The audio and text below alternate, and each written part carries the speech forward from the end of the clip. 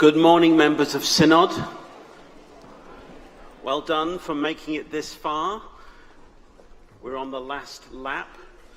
Before I introduce the next item, I've been asked to let you know that this is Jarvis's last Synod, and that he will be retiring and will be becoming part of the family. So well done, good and faithful servant Jarvis, who is up there.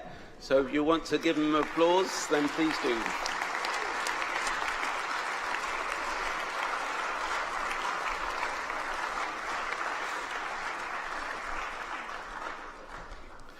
So now we come to item 24, which is a presentation from the Church Commissioners. And I'm going to invite Loretta Minghella, the first Church Estates Commissioner, to come and do a presentation. Then there will be an opportunity for questions afterwards.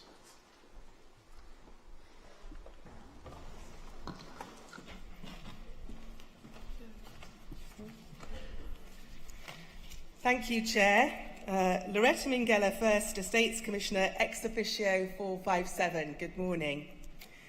I'm grateful for the opportunity to address Synod. I will try to be brief in order to make plenty of space for your questions, which the third Commissioner will help me answer.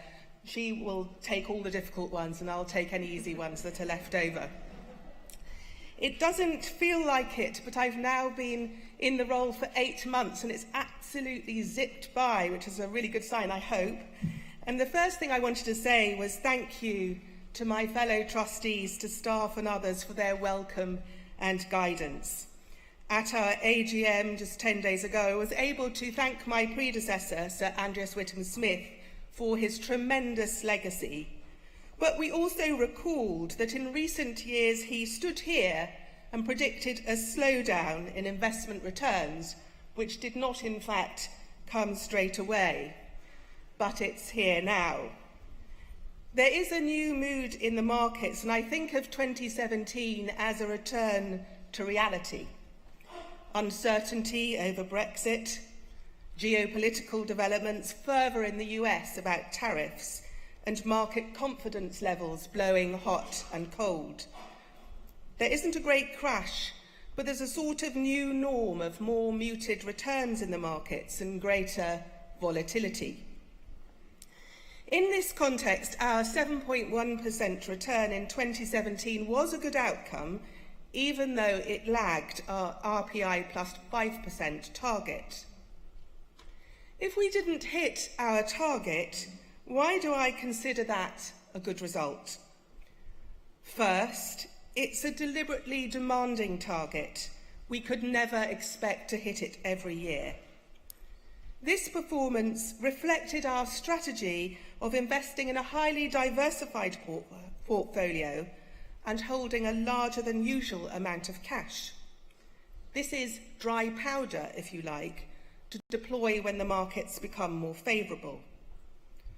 Markets had mixed fortunes in 2017. UK and global equities, commercial property and strategic land were all good performers for us. Sterling strength, liquidity reserves and timberland depressed our performance. We would have done a little better if we'd been less diversified, but diversification is the right approach for the longer term. The difficult start to this year underlines this, with the Commissioners losing less than comparable investors. So the diversification which cost us last year repays us now, and we are still ahead of our target over 5, 10, 20 and 30 years. We're not complacent, and some changes are currently under consideration. These include shifting away from UK equities to a more geographically diverse portfolio, revisiting our hedging strategy, looking harder for win-win investments, especially in the renewable markets, and building up our venture capital portfolio. In short, we'll continue to be unfashionable in favouring active strategies over following the herd. Meanwhile, we recognise our calling to good stewardship. We have an important obligation to invest ethically and to drive positive change in corporate behaviour.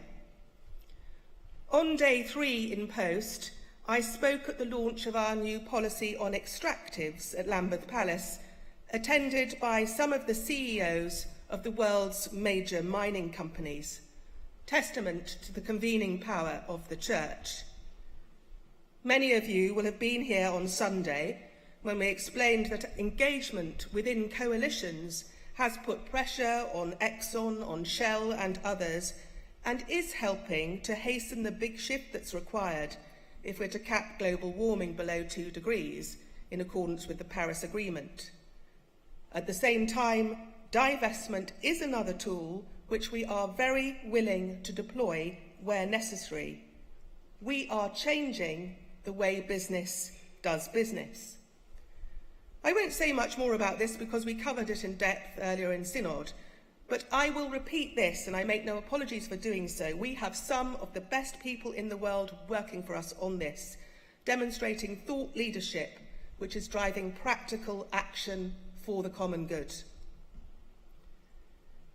Investment returns are only a means to an end for us. They count for absolutely nothing if funds are not used effectively. The report sets out how we spent £226 million last year, and you will recognise the recurring spend on supporting the mission and ministry of our bishops, our provision for deans and residentiary canons. We also allocated £24 million funding for lowest income communities. Crucial funding, as we heard at our fringe yesterday, in very many parts of the country. I'm excited about the strategic development funding of £72.3 million allocated to the Archbishop's Council's Strategic Investment Board during this triennium. We want this money to make a difference. That's what motivates the commissioners. We want it to support projects addressing diverse need and opportunity in diverse settings, north and south, urban and rural, and from right across the spectrum of church tradition. Bids for these funds were initially slow and not always very ambitious. But as you heard yesterday morning from Mary Chapman and Matthew Frost, there's a real head of steam now. Resource churches in city centres, yes, and also fresh expressions in market towns, champing in rural areas, pioneer ministry on outer estates, the list goes on. It's early days in terms of outcomes, but there's a growing portfolio of increasingly diversified mission projects, and I find that really inspiring. But these aren't the only bids coming in. On my arrival, I found an in-tray overflowing with funding requests. That's understandable. John Spence spoke compellingly about that yesterday. But I want to manage expectations a little with 2 sobering thoughts. First, while the fund's value grew to £8.3 billion last year, it's worth remembering that were the commissioners alone to fund all the church's running costs for a while, we could do so only for about how many years? 4 years before the fund was completely exhausted. We rely on expert actuarial advice in deciding what is in fact sustainable. And the actuary tells us, and here's the second sobering thought, that even without our recent outperformance, we have only a 55% chance of meeting our planned distributions in future years. Discipline is important. It's what I call prudent joy. I've been reading a lot about the Commissioner's major financial difficulties in the early 90s in balancing the books, the first seeds of which were actually planted in the 40s and 50s with various well-meant and very reasonable overcommitments. I'm determined that we will not repeat that mistake on my watch.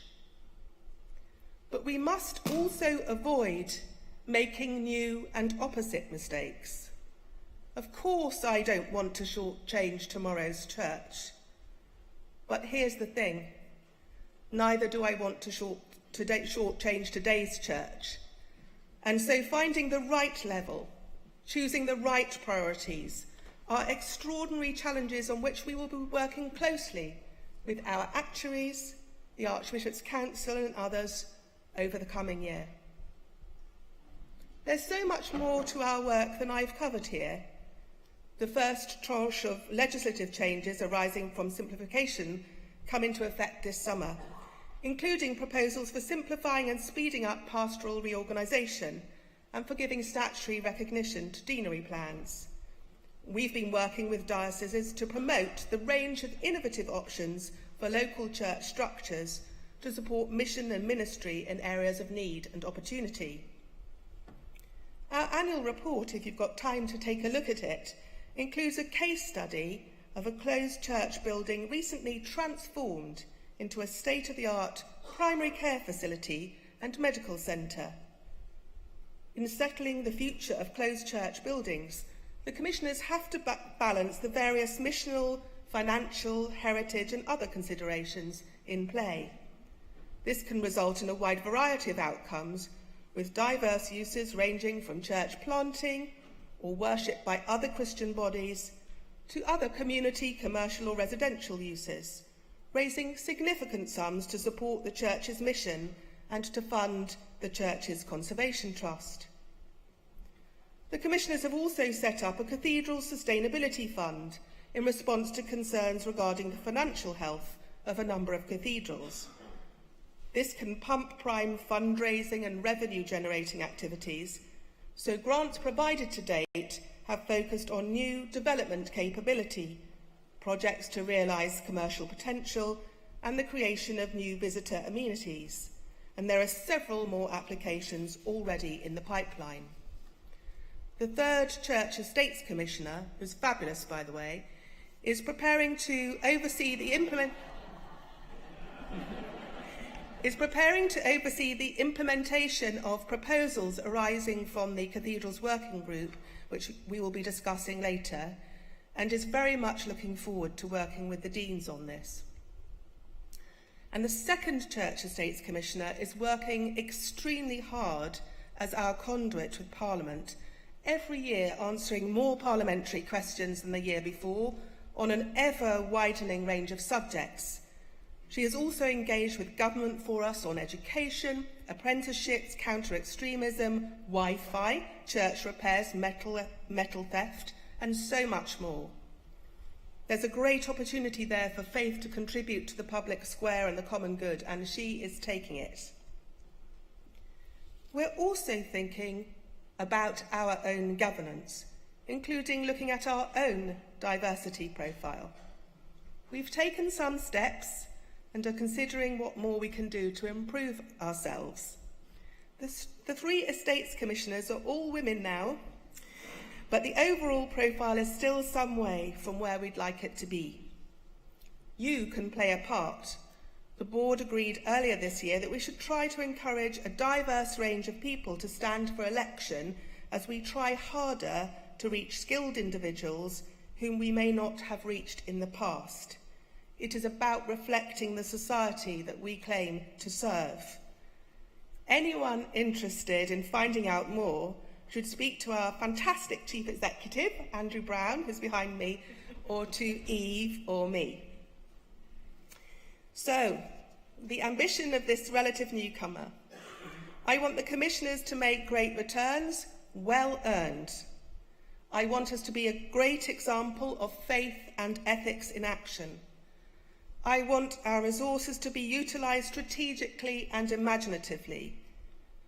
I want us to be part of the wider movement towards maintaining what is flourishing in our church, halting decline, stimulating growth and renewal right across the country.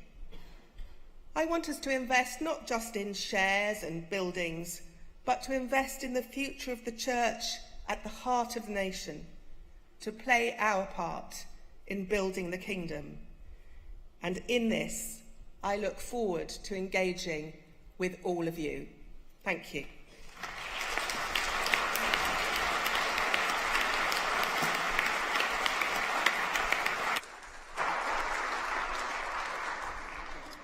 Synod, we now have a short time for questions.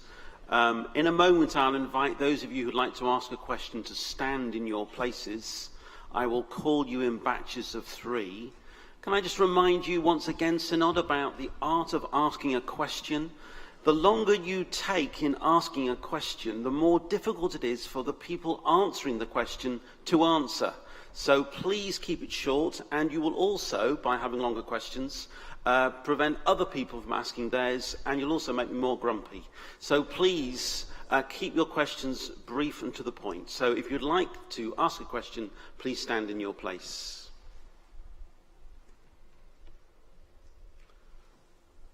So the lady up at the back there, yes, you, sir, and Giles Goddard.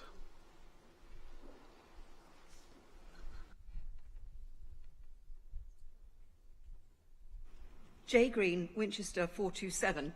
Thank you, Loretta. Now, I've read the report, at least most of it, and you have substantial investment in commercial forestry like UK timber and Yar tree timber. Can you tell us how you ensure that there's best environmental practice in those places?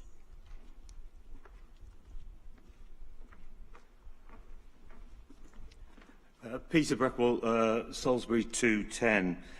Loretta, again, thank you so much for your presentation. Could I ask, do you expect there to be a financial crash, and how well positioned are we?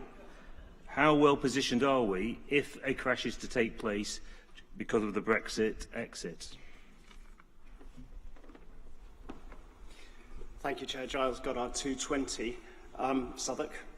At the end of the 19th century, Octavia Hill convinced the commissioners to use their capital creatively for the provision of affordable housing. And I just wonder whether there's any consideration at the moment to looking at ways in which we might unlock provision of affordable housing using our capital, perhaps in coalition with other people. Thanks. Was that short enough?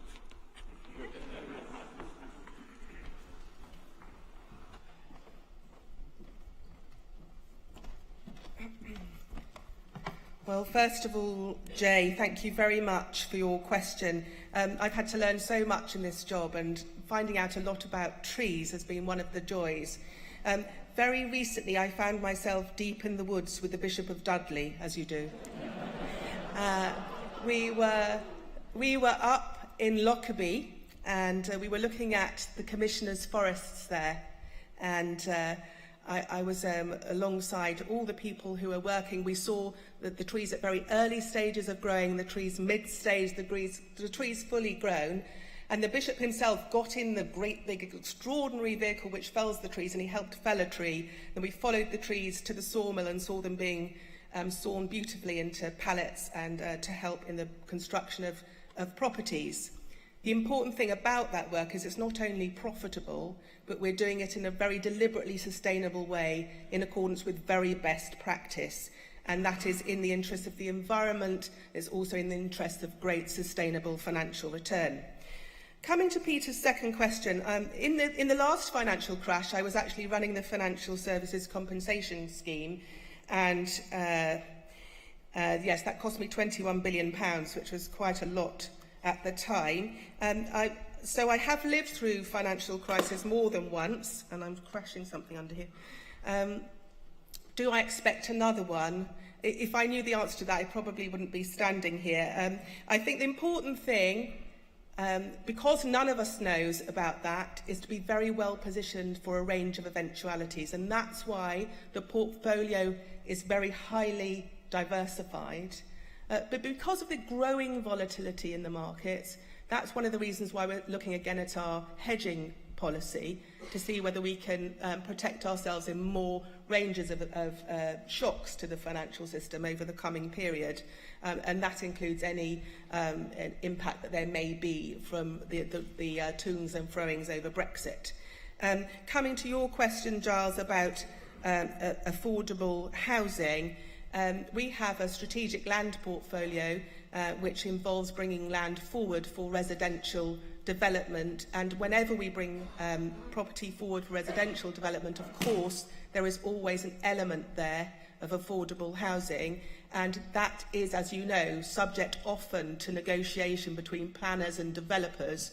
And we are often finding ourselves the middle person in that negotiation. And what we're trying to do is make sure that the best possible ratio can be agreed so as to maximise the potential there. And what I hear from colleagues and also in other similar endowments is that we push harder than a lot of people to make sure that's unlocked. And I'll be keeping a very close eye on that. So thank you.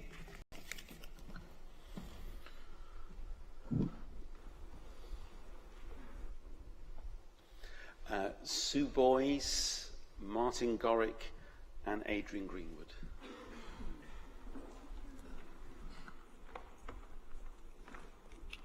Sue Boyes, Oxford 186. Thank you for the report. I'd like to draw Synod's attention to and ask a question about the short paragraph on page 29 about impact investment. And say, I know that there's a lot in the report about climate investment, but what future plans do the Commissioners have to increase impact investment and in what areas? Thank you. Huge thanks to Loretta for that inspiring presentation and to all the Church Commissioners for their excellent report and work on our behalf. I worked with Richard Harries in the early 90s when he had to, or felt he had to take the Church Commissioners to court to get them even to consider an ethical investment policy. And now to be world leaders in that is quite remarkable. I also wanted to ask about impact investment. Sue just beat me to it. But I would just like to add to that, we heard in the climate debate about remarkable work in Carlisle Diocese with renewable energy initiatives. In Oxford, we have solar panels on many vicarages, ground source heat pump, and a 1-0 carbon neutral church. Question. Is there any way we could, here's the question, is there any way your impact investments could actually connect with the extensive estate of the whole Church of England and actually benefit church communities as well as bringing return, particularly in the area of renewable energy? Thank you, Chair.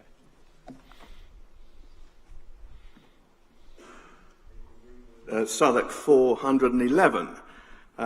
It's great. I'm following up on Giles Goddard's question about the legacy of Octavia Hill.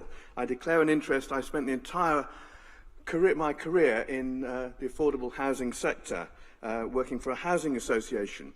The problem with, it's great to hear the answer about positive engagement. The problem is that the current definitions of Adrian, affordable rents have your question, I've got a please? question. Quickly. Are not affordable. So could I encourage the Church Commissioners to think about investing in social rent or genuinely affordable rent and holding on to the ownership but delegating the management? I think that would be a great way forward and would show a way in which we can get the rents to genuine affordable levels. Thank you.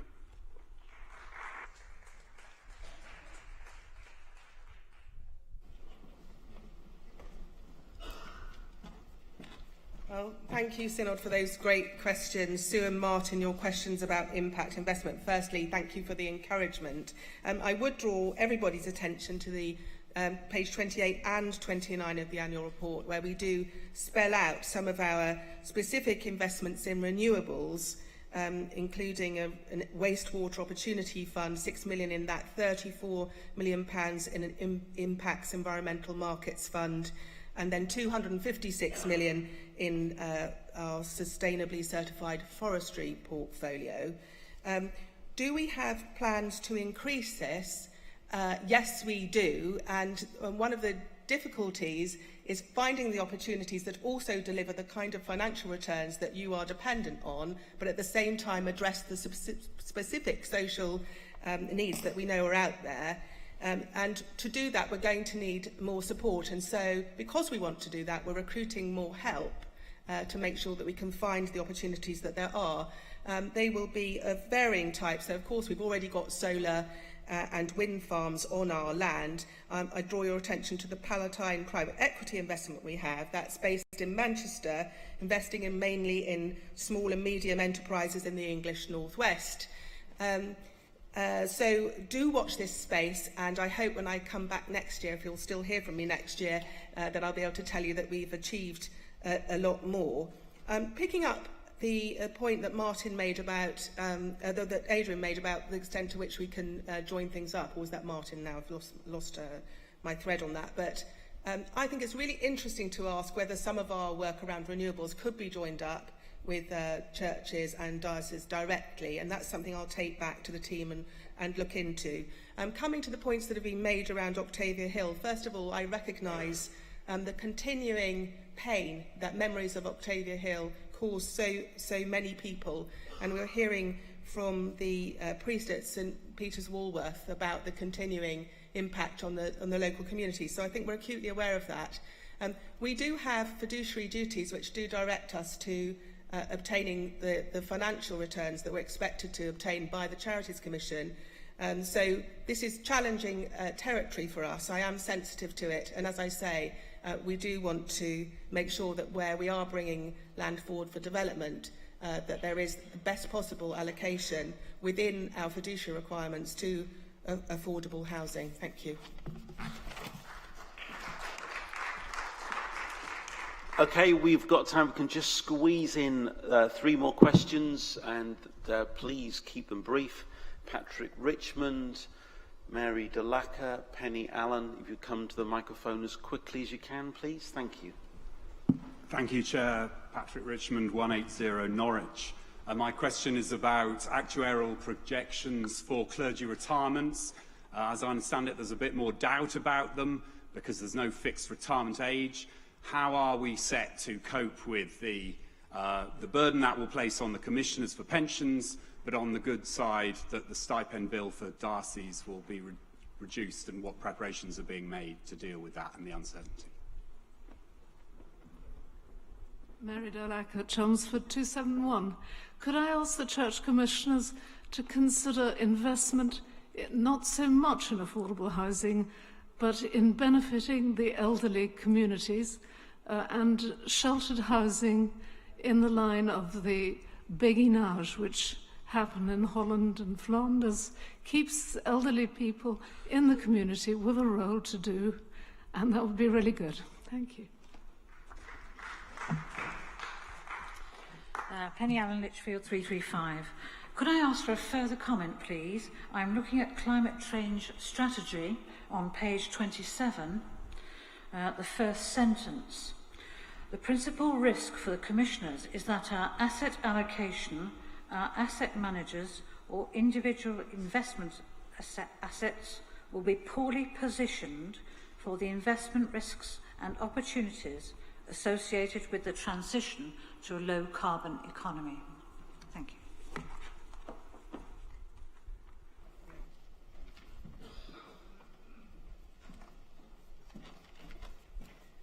So, Patrick, thank you for the question. We have a part of the portfolio allocated in our minds to provision for clergy retirement, for which we ourselves are responsible, and that's in relation to service pre the 1st of January 98. Provision for service after that date is a matter for the Pensions Board, and that provision is about £2 billion of the £8.3 billion portfolio, so that's well secured insofar as we have responsibilities in that element. The clergy stipends are not covered by us. Coming on to Mary's question, we do in fact already invest in senior living provision. We do have some investment in that area. And coming to Penny's question, yes, of course, we've got to look out for the investment we have in our businesses. Are they ready for the transition to a low carbon economy? On the macro scale, that's what the TPI initiative is about that you heard on Sunday. But whenever we are looking at any individual manager, and our investments are almost entirely through investment managers, we're always looking at their approach with their mandate that we're giving them, to making sure that every investment they take us into has that kind of climate risk in mind as one of the entire spectrum of environmental, social and governance risks that they are expected to manage. So thank you. Synod, that concludes item 24, other than for me to say thank you very much to Loretta for her presentation and the way that she answered the questions, and to assure her on your behalf of our prayers for the next year. Please stay in the chamber for item 26.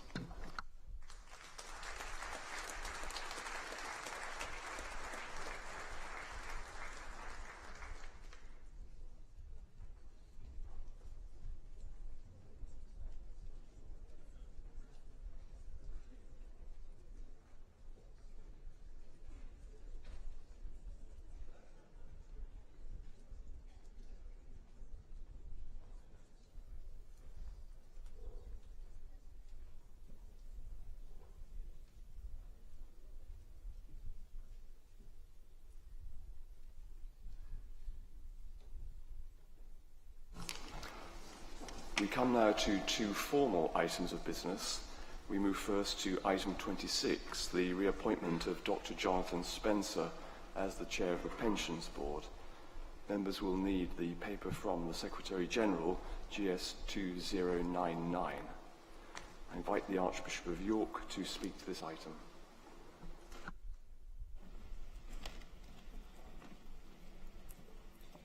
Chair, thank you very much.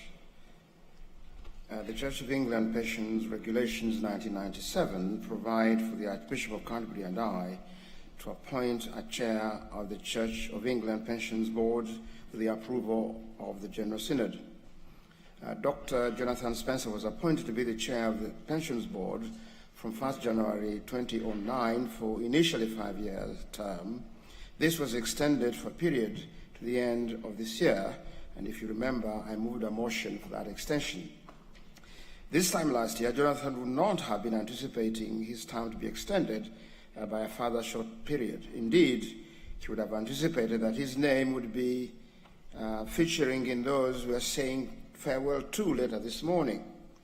Sadly, though, the untimely and sudden death of the board's chief executive officer, Bernadette Kenny, last October caused us to examine other options. The Archbishop of Canterbury and I were consulted and agreed that if Jonathan was willing to stay on for a short period, that the board would fill the chief executive's post first and then commence the search for his successor. The first part of this has been done, and they will be embarking on the second part in the autumn. It is intended that General Synod will approve the appointment of Jonathan's successor at the February 2019 group of sessions. A short extension of Jonathan's term to the end of July 2019 will enable time for a proper search to be carried out for a successor to be found for this important position. So we are very grateful to Jonathan for his service to the Pensions Board over the past 10 years, and that he has indicated his willingness to stay on for a short period. We're also grateful to him and the executive team for leading the board staff following Bernadette's death until the new chief executive, John Ball, took up the post very recently. So the Archbishop of Canterbury and I commend this appointment to the Synod. Chair, I beg to move that the motion standing in my name. Thank you, Your Grace. Item 26 is open for debate. Thank you. The speech limit is 5 minutes. Carl Hughes, Southwark 413. Thank you, Chairman, for calling me. On behalf of the Archbishop's Council Finance Committee, and particularly on behalf of Canon John Spence in his absence today, I would like to take this opportunity to support this motion for the reappointment of Dr. Jonathan Spence for an additional 7 months as Chairman of the Pensions Board. Synod, we all owe Jonathan an enormous debt of gratitude for his long service to the Pension Board, and particularly for his leadership following the untimely death of Bernadette Kenny. So can I ask that we acknowledge our appreciation of Jonathan's willingness to serve for an additional 7 months whilst John Ball continues to assume the reins as Chief Executive and whilst the new chair of the board is selected, by supporting this motion unanimously. Thank you.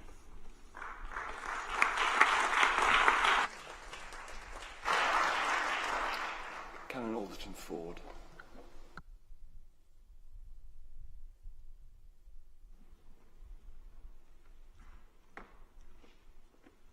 Jonathan Alderton Ford, 207 Snembridge and Ipswich. I am also very pleased to hear about the extension of this appointment, but I rise to just make one point. A few years ago, the Pension Board took the decision to link the clergy pension to SERPs.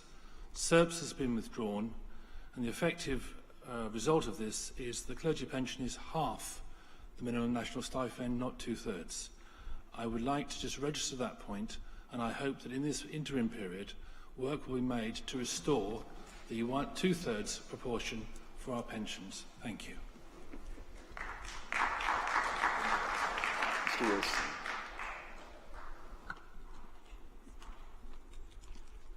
Wilson. Brian Wilson, Southwark 416. I think I'm the one person in the room at present who has worked most closely with Jonathan, having been a member of the Pensions Board for 7 years, coming off last 31st December. And I would like to pay tribute to the work that he has done. He is an excellent chairman, and I fully support the fact that he is being asked to stay on for a further short period.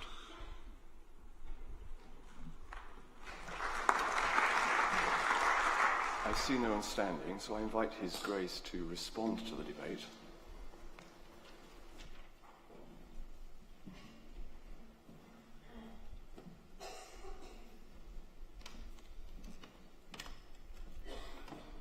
For those who paid great tribute, I just want to thank you. You are in mind with the Archbishop of Canterbury and myself, and the wonderful job and work he has done. Only one question to Alderton Ford. This was actually in many ways discussed by the House of Clergy on Saturday.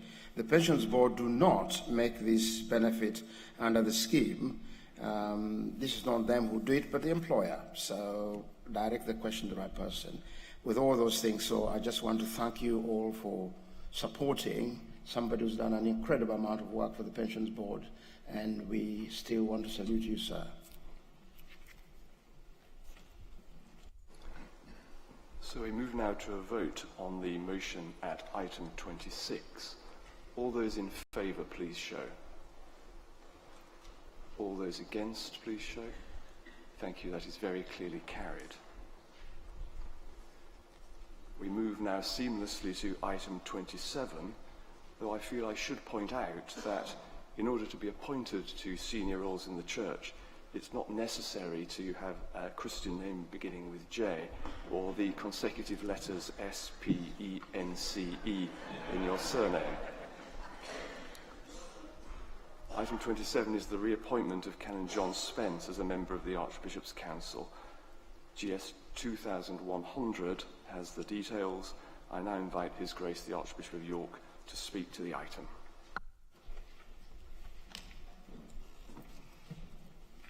Thank you, Chair. I beg to move that the appointment of Canon John Spence as a member of the Archbishop's Council from 1st October 2018 to 30th September 2021 be approved.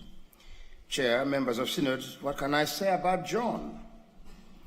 Today, the answer could be absolutely anything I wish to say. Unfortunately, he cannot be with us to hear what I want to say, so I'll leave those for another opportunity. John is a man who wears many hats as well as having many talents. Soon after he finished presenting the Archbishop's Council budget yesterday morning, he had to travel back home to Chelmsford for county council business. Knowing John, doubtless by now, he has also clocked up 1 or 2 engagements in his newest role of mayor's consort. His wife Yvonne, who has often been with him during the group of sessions at York, was recently appointed the mayor of Chelmsford. I trust members of Synod will join me in congratulating her and wishing them both well in their new roles.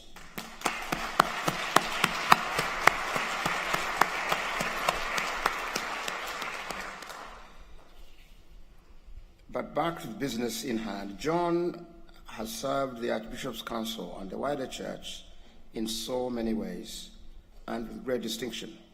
Since appointment 5 years ago, he has consistently asked the question, how can the Council use its resources to serve our dioceses and parishes most effectively in carrying out the missional commandment of Jesus Christ? It was largely as a result of John's endeavors that last year the Council radically changed the way in which grants are made to dioceses. The key factors now are a desire to use our money more effectively, to have greater visibility of its impact, and to facilitate wider learning amongst the Church's family. John now chairs the Council's Strategic Investment Board, which oversees the award of diocesan grants, as well as working with our partner national church institutions by chairing the Joint Employment and Common Services Board. One example of John's desire for Christ to be at the heart of this nation is through his advocacy of the work of the Church's national digital team. Through their various initiatives, they are reaching new people currently outside the Church in imaginative and creative ways. They are also increasing their engagement with our local parishes to equip and enable them to share, both through the web and social media, the message of salvation we proclaim. We are grateful to John for his work with the Council's partners such as the Corporation of Church House, the All Churches Trust, and the Church Commissioners to attract additional funds. This has enabled the Council to support and welcome and continuing increase in vocations we have sought without all the financial burden falling on our dioceses. As John outlined yesterday, funding the increase of workload the Council is being to do on behalf of the Church is going to be a challenge over the next few years, but a challenge that he and other members of the Council actually very much are looking forward to. The Archbishop of Canterbury and I are grateful that John is willing to serve as a member of the Archbishop's Council and the chair of its Finance Committee for further 3 years. Sir, I beg to move the motion standing in my name.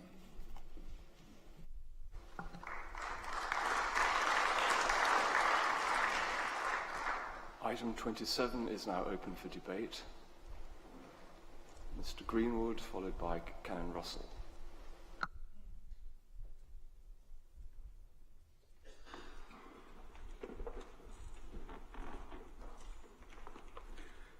Adrian Greenwood, Southwark 411, and the newest member of the Archbishop's Council, where I sit in awe of the abilities of Canon John Spence.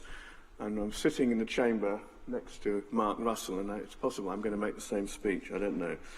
But as chair of Finance Committee, he brings, and as you've all heard, he brings an amazing attention to detail combined with a very clear vision of the big picture. You are aware, members of Synod, of his brilliant oratory and his effective skills of persuasion. And to quote St. Luke, we might also note his words of wisdom that no one will be able to withstand or contradict. His vision for the risen and living Christ being at the centre of every community in our country is something that drives him and drives his work as the chair of our Finance Committee. And it's very clear to me that among all the things that hit his desk, there is a very clear priority and focus on evangelism, the first and, in my view, preeminent mark of mission. Archbishop Justin made evangelism one of his 3 priorities and established the Evangelism Task Group, but it was John Spence who found the money to make it happen. We would have been receiving a report and debating a report about the work of the Evangelism Task Group at this group of sessions, but unfortunately the important legislative business that we had to do has meant that it won't be heard today. But I do want to commend GS 2098, and as you go home, please reread it and join me in committing yourself to doing whatever you can to implementing items A, B and C before we debate this again in February. Thank you very much indeed.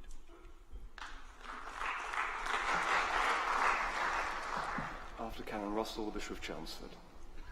Mark Russell, Sheffield 408. Chair, thank you for calling me. It's not a million miles away from Adrian's speech. I have served on the General Synod for just over 10 years in 2 different mandates, and I've served under 4 different chairs of the Finance Committee. And John Spence is unbelievably remarkable, talented, gifted, visionary, committed, and unbelievably able. And I just wanted to pay tribute to him on the floor of this synod today. I want to pay tribute to his capacity, his brain. He's got more intelligence in his finger than I have in my head. He can remember everything. He stands up there with no notes and remembers numbers from his head. His commitment to evangelism, and particularly with younger people, his understanding of the world of social media and our need to communicate digitally, his commitment to the poorest communities in our land. Someone told me once that budgets are theology in numbers. And John has worked tirelessly to ensure that our budgets align with our vision and that we put our money where our theology is and where our mouth is. Synod, we are remarkably well served by this incredible individual. And I hope that Synod will not only just support this motion, but will do so with immense enthusiasm and pay tribute to a remarkable man who serves and will continue to serve the Church of England with distinction. And I am thrilled he's going to be on our council for 3 more years. Thank you.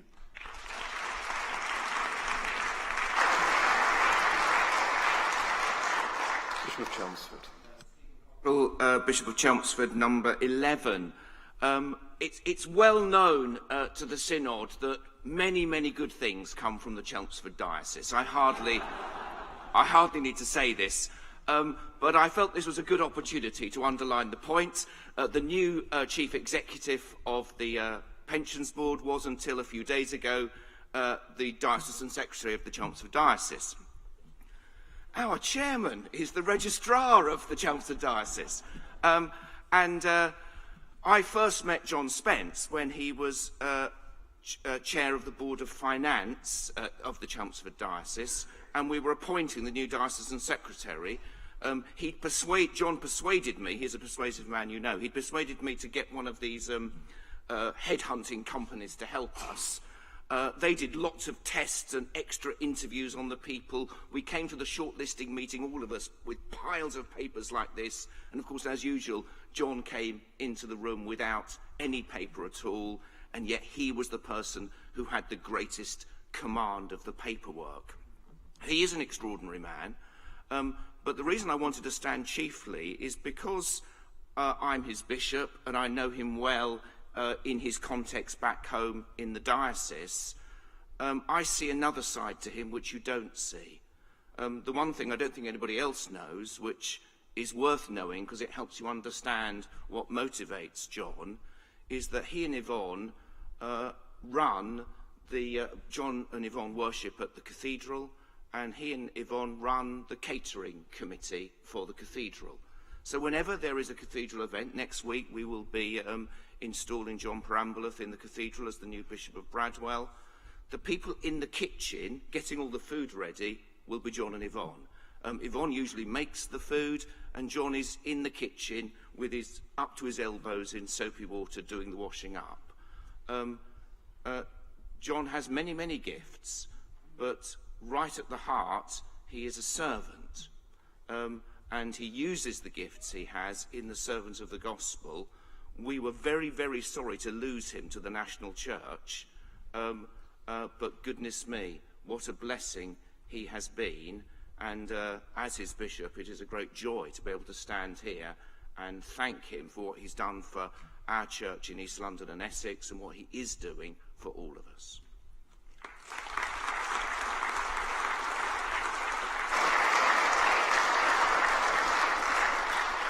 I see no one standing, so I invite His Grace to respond to the debate.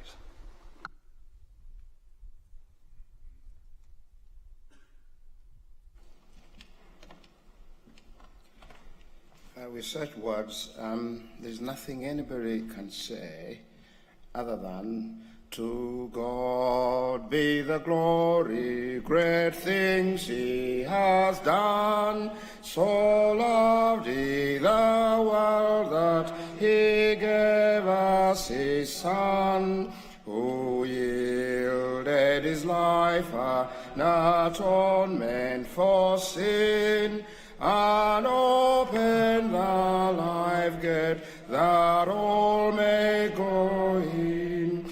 Praise the Lord, let the earth hear his voice.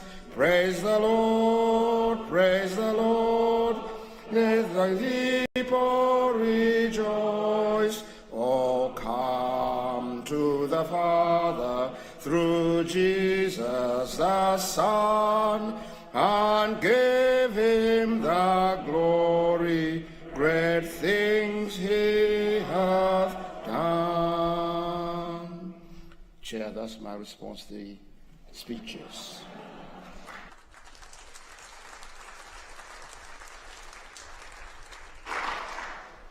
As usual, Your Grace, standing orders cannot contain you.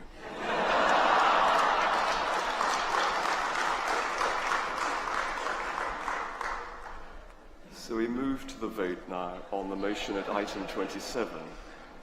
All those in favour, please show. Thank you. All those against, please show. That is very clearly carried. And that concludes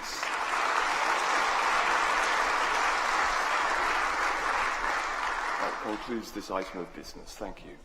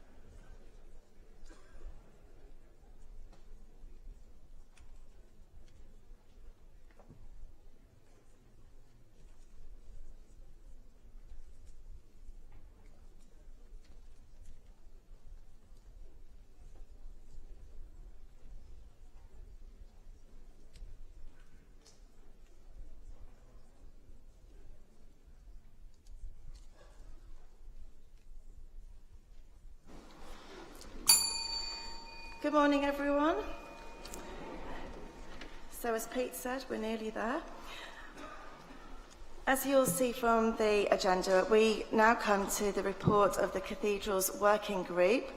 This covers both items 28 and 29 on the agenda. For these items, members will need GS 2101A and 2101B. Please also refer to the financial comments on the 8th notice paper. Synod's consideration of the report takes the form of a presentation by the Bishop of Bristol, followed by brief questions, and then a debate on the motion set out on the order paper, moved by the Bishop of Worcester. So, first of all, we come to item 28, which is a presentation under Standing Order 107. I invite the Bishop of Bristol, Vivian Fall, to make the presentation. And I'd like to draw to your attention that this is the first time Vivian is addressing Synod as a bishop.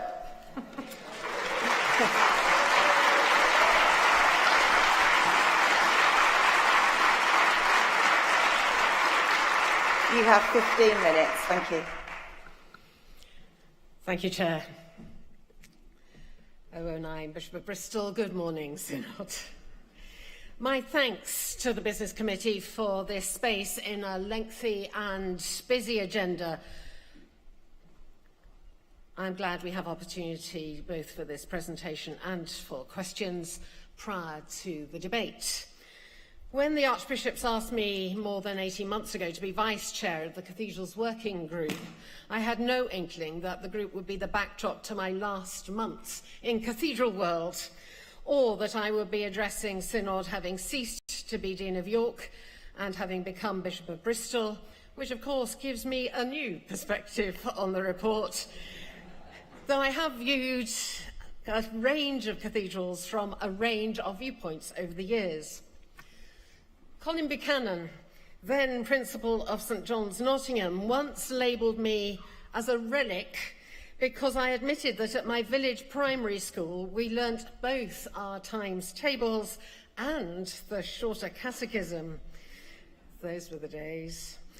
I feel something of a relic from cathedral world this morning because I started as chaplain at Gloucester Cathedral in 1990, in the days even before the Howe Report, the Care of Cathedrals Measure and the Cathedrals Measure.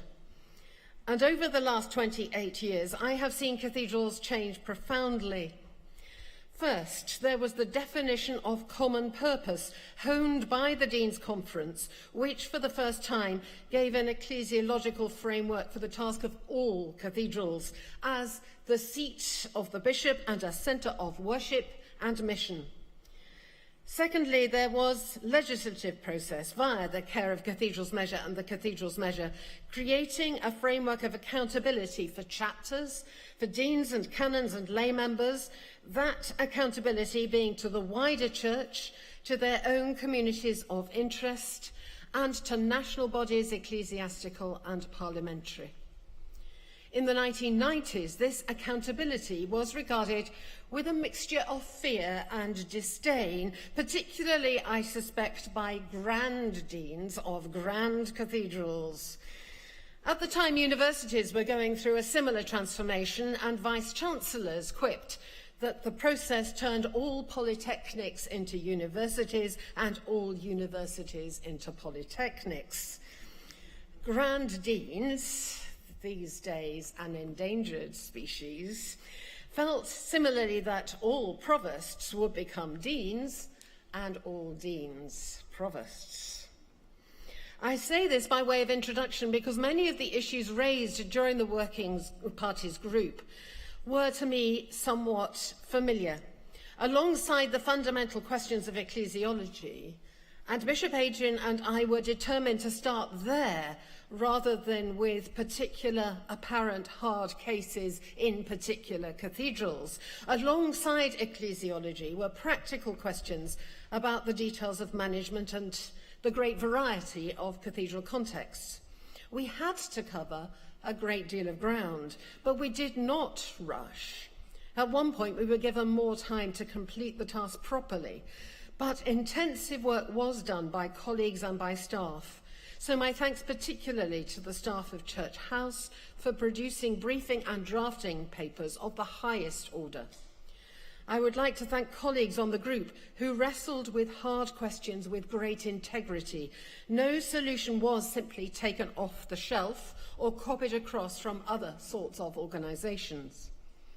Beyond the working group itself, we were grateful to the Association of English Cathedrals, to its chair, Adrian Dorber, Dean of Lichfield, to its executive and especially to Sarah King, its executive director, a Baptist who, like so many across the great variety of churches, loves cathedrals in full knowledge of their failings and fragilities and is dedicated to their development.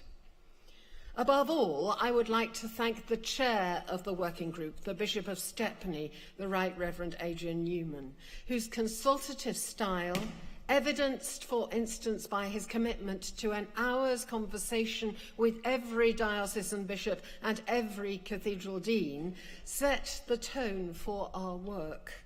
What you have before you today is the product of an extensive listening process. The report of the Cathedrals Working Group is now complete, as you will see from the very substantial paper before you as GS 2101A. However, I would like to emphasise that we are now at the start of the next stage of what I hope will continue to be a collaborative process between Synod and the Cathedrals constituency. Cathedrals themselves have already begun this journey under the leadership of the AEC. Many of the non-legislative recommendations have already been adopted and are being taken forward. At national level, I am grateful indeed to Dr. Eve Poole, the new Third Church Estates Commissioner, who has, with great passion and enthusiasm, started a new national-level cathedral support group made up of NCI staff and other representatives. This group, the first which has brought together all those who work in whose work in the NCIs affects cathedrals, will drive forward the legislative and operational action points which the report recommends for the national church institutions. So now to the report itself. The Cathedrals Working Group was set up in early 2017 in response to a request made by the Bishop of Peterborough in his January 2017 visitation charge for Peterborough Cathedral. The Bishop asked the Archbishop's Council to look carefully at how the current legislation governing cathedrals is operating and whether any improvements could be made. The Archbishops established the Cathedrals Working Group in response to this charge. The list of members of the working group is set out on page 109 of the report and brought together a combination of skills and perspectives drawn from across the church, the charity sector, the heritage sector, the political world and the corporate and financial sectors. Their varying insight and rigorous questioning have been invaluable in completing our task. In preparing the report, our focus has necessarily been on the terms of reference we were set. But we were from the start aware of the particular nature and ecclesiology of cathedrals. The report therefore begins with a lengthy chapter on this, drawing on some of the current academic writing on this subject. We have attempted to frame our comments in the context of theology and ecclesiology. We have specifically recommended that further work be done on this important area as part of the implementation stage. In terms of our own thinking, our biggest challenge has been to strike a balance in the report between those who contend that cathedrals are too separate from the bishop and the diocese, and those who argue that the cathedrals should have an arm's length status with regard to the bishop and the rest of the diocese. We hope our proposals take account of these widely divergent viewpoints, whilst favouring a model of cooperation and emphasising scrutiny, good governance and oversight for all cathedrals, albeit with the historic framework of the cathedral chapter and its operations. In making our recommendations, the working group was acutely aware that not all the recent problems with cathedrals have been due to unsuitable legislation. We have identified complex issues around relationship breakdown, confusions over accountability and responsibility, and the frustration of some stakeholders who wanted to intervene and help with problems. For this reason, we have made a number of recommendations about non-legislative improvements to processes and people management. Many cathedrals have already put such arrangements in place, but not all of them have yet done so, and we urge them to do so. We are aware that some smaller cathedrals may view the recommendations as daunting and expensive, and arrangements for this will require further thought, not least on how to fund key posts, not least in parish church cathedrals with their particular legislative framework. However, we still take the view that many recommendations can be implemented fairly quickly. As requested in our terms of reference, we devoted most of our time to considering how cathedrals are governed. It is clear from recent visitation reports, as well as from our own experience and the feedback we received in the course of our work, that there is currently a confusion in cathedral governance between different functions of governance and management. In secular charitable institutions and in many companies and academic organisations, these functions are clearly split between a governing body, a board, and some kind of executive committee, which leads to day-to-day management. We were aware that in ecclesiological terms, it is impossible to split these two functions of governance and management into two separate bodies If chapter were to retain its historic role as governing body, with, at the same time, those responsible for the day-to-day, the Dean as chair, and the residentiary canons as members of that governing body. So what we have suggested is a kind of hybrid model, where this historic ecclesiological structure is retained, but with the majority of members of chapter being non-executive members. These members will bring some additional external scrutiny and specialist professional skills to the governance and oversight of the cathedral. In the meantime, the senior executive team, which may also be chaired by the Dean, will do the operational work. We are suggesting a vice chair drawn from outside the cathedral to support the work of the Dean. Secondly, we have recommended that all cathedrals should come under Charity Commission regulation. We do not expect this to solve every problem, and the road to registration may not be straightforward. But if achievable, we do think it will act as an incentive to cathedrals to encourage good governance. Charity Commission regulation will also give assurance to donors and funders and show that cathedrals are in line with best practice elsewhere in the third sector. All members of chapter will have trustee responsibilities to support the mission and purpose of the cathedral over and above their own individual interests. This accountability will be further strengthened when cathedrals are regulated by the Charity Commission. No one member of chapter will be able to subvert this, not even, as has been suggested, the vice chair. To support the scrutiny and oversight of the new style chapter, we are proposing a new system of quinquennial assurance review commissioned by the bishop. We are not proposing to abolish traditional episcopal visitations, but we do see these as rather heavy-handed processes for the more routine improvement discussions which should be taking place between the bishop and the dean and with the chapter on a regular basis. We have also strengthened the requirements for the management of audit and risk. We are calling for a Finance, Audit and Risk Committee to be established, which reports directly to the chapter. The Finance, Audit and Risk Committee, or committees, should take a much stronger role than a purely advisory role. After consultation with council chairs, we have proposed the abolition of cathedral councils, freeing some members of councils to become non-executive members of chapter and enabling cathedrals to pursue the stakeholder engagement strategy which is most suitable for their missional needs. The working group paid great attention to the role of the cathedral as the seat of the bishop. We urge cathedral and bishop to work closely together to support the overall mission of the diocese, as well as to ensure a consistent approach to areas such as safeguarding. At national level, we believe that Charity Commission regulation will also make the role of the Church Commissioners much clearer, leaving them free to inhabit their appropriate role as a funder of cathedrals, rather than being drawn further into regulatory role. Aware that many cathedrals, particularly in areas of multiple social needs, struggle financially and haven't yet found a king under a car park,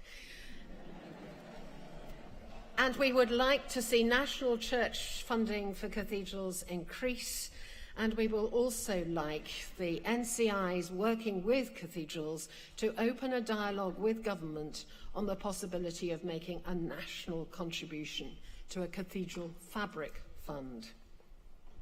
The Cathedral Working Group published a draft of its report in mid-January 2018 for an 8-week period of consultation.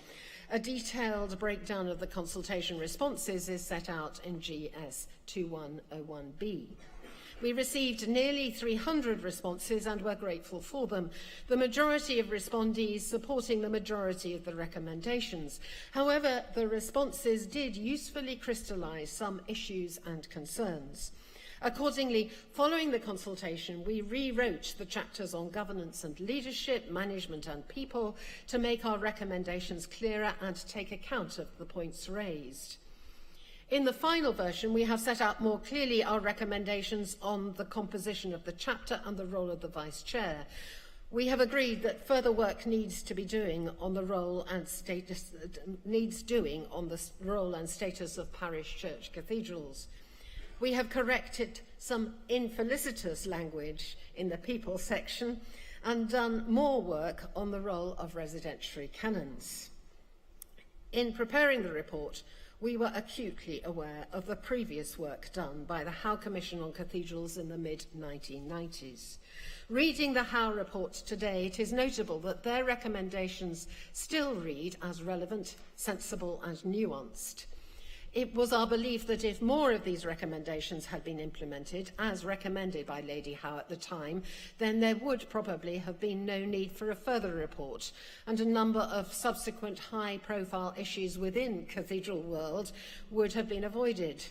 Hence our perhaps ill-advised plea that the recommendations be taken as a whole and to avoid cherry-picking. Synod, of course, has the freedom to pick, choose and amend the cherries, but we were concerned that any follow-up proposal will need to have coherence. For cathedrals sit at the nexus of a web of connections. As the local authority leaders reflected to us, they carry symbolic and spiritual weight far beyond the immediate community of their clergy and congregation. They create and sustain a sense of place and identity in a context of increasing diversity, fragmentation and rootlessness. As the Right Honourable Jack Straw, a member of the working group, noted recently in the Church Times, William Temple knew what he was doing in making Blackburn the sea city of a new diocese. Blackburn was one of more than a dozen new cathedrals planted around the turn of the 19th and 20th centuries as centres of mission. A century on, those cathedrals, along with others of great venerability, have themselves developed as complex organisations. With the old and new foundation cathedrals, they face the constant scrutiny that social and mainstream media now gives to all public institutions, as well as the statutory requirements for security, safety and safeguarding compliance. As Giuseppe Tomasi de Lampedusa, author of the novel The Leopard, wrote about his state and his estates at a time of profound change, if we want things to stay as they are, they will have to change. The context for cathedrals has changed irrevocably since the earliest days of cathedrals, and significantly even in the last 28 years. The world which the Howe Report worked for in the 1990s has moved on, but the role of cathedrals continues to be relevant. Jack Straw reminded us how cathedrals appeal to all members of the community, whether Christian, of other faith, or of no faith at all. They attract all sorts, giving identity to the surrounding area. They are often the focal point of civic life and culture. Not only do they attract worshippers, they fascinate visitors seeking an experience of living faith in a secular world. On behalf of the bishop, they gather in the name of Christ and send in the name of Christ. The report aims to support that missionary work, and I am proud to be presenting it to you today.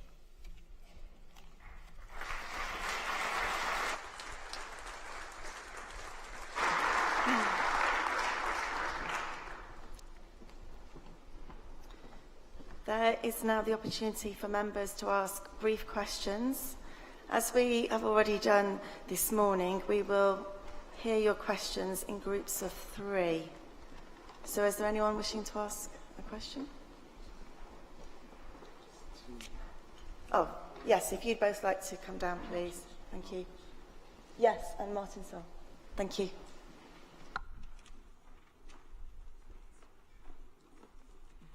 Angela Scott, Rochester 390. Having read the report with interest, I was excited to read in the conclusions in paragraph 14 and it was alluded to in the speech. Cutting across our report, various points, is the question of state funding, and that in the final sentence it says a dialogue with government should be opened up. And my question is twofold. When and how will this dialogue take place? And if and when it does, will our other ancient churches and buildings be brought into the dialogue as they too attract visitors? Thank you. Julie Connolty, Rochester 199. My question relates to the accountability of residentiary canons outlined on page 61 through the Dean and the chapter, and how that would sit with them being fellow trustees alongside the Dean and other chapter members.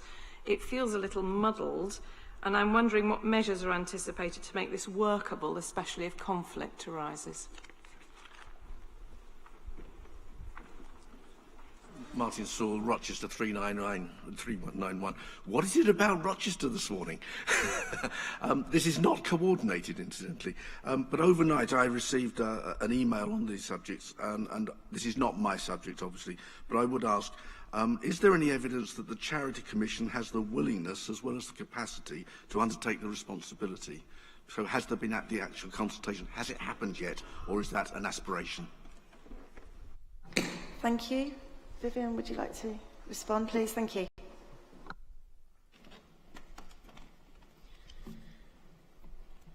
Angela, thank you for your question about the possibility of national funding.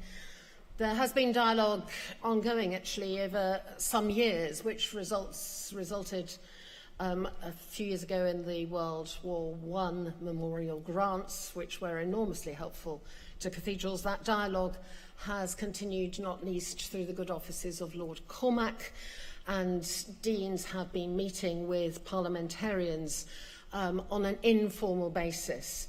So conversations have begun, including some months ago a conversation with the Chancellor of the Exchequer, and those will continue. I hope now they can be put on a more formal basis.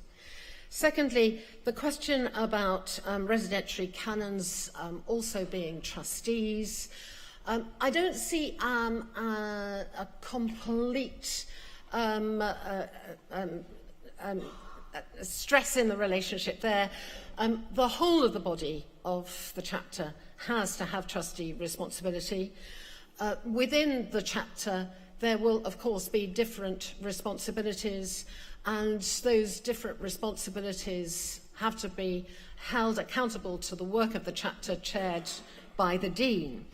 I think that's a separate question from the issue of conflict when it arises, and in any working group that is operating in the public eye with a degree of pressure in terms of resources and time, there will from time to time be conflicts.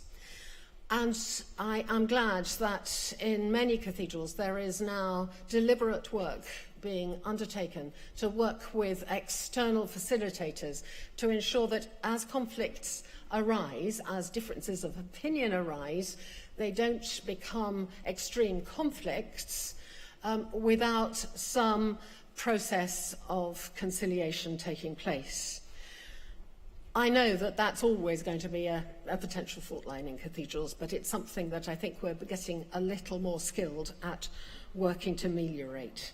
Finally, Charity Commission. Yes, about, I think, nearly 10 years ago, I led the first meeting of cathedrals with the AEC and the senior staff at the Charity Commission. The senior staff arrived looking wary. The first question to me was, are your foundation documents, in other words, our constitutional statutes, are they in English? Because the Oxford and Cambridge colleges had recently gone through the process of coming under Charity Commission regulation, and believe it or not, some of their Conan stats were not written in English at that point. I assured them that that wasn't a major problem, but I know that this will require considerable negotiation with the Charity Commission in order to enable them to say yes to this proposal.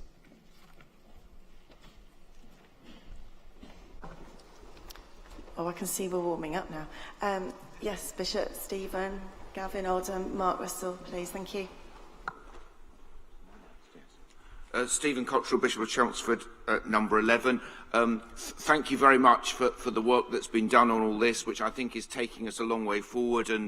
But my question is, and it's good that it started with ecclesiology, but I just need to confess that I still don't get why some of our cathedrals are cathedrals and some of our cathedrals are parish church cathedrals. I think this creates ecclesiological problems and difficulties.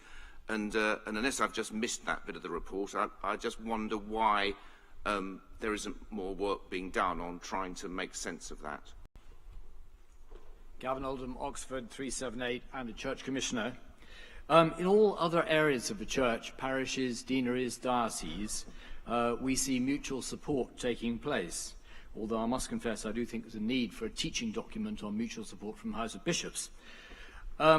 Why does this not apply to cathedrals? Why can we not have mutual support so that the richer cathedrals can support the weaker cathedrals? Thank you, Madam Chair. Mark Russell, Sheffield 408. Thank you, Group, for your hard work. I've read this report twice through Archbishop's Council. I have one question, which is, why are, in many dioceses and many cathedrals, residentiary canons paid more than incumbents? And what does that say to other incumbents about the status that they're seeing in the wider church, again, residentiary canonries? Thank you. Vivian, would you like to respond to those set of questions, please? Thank you.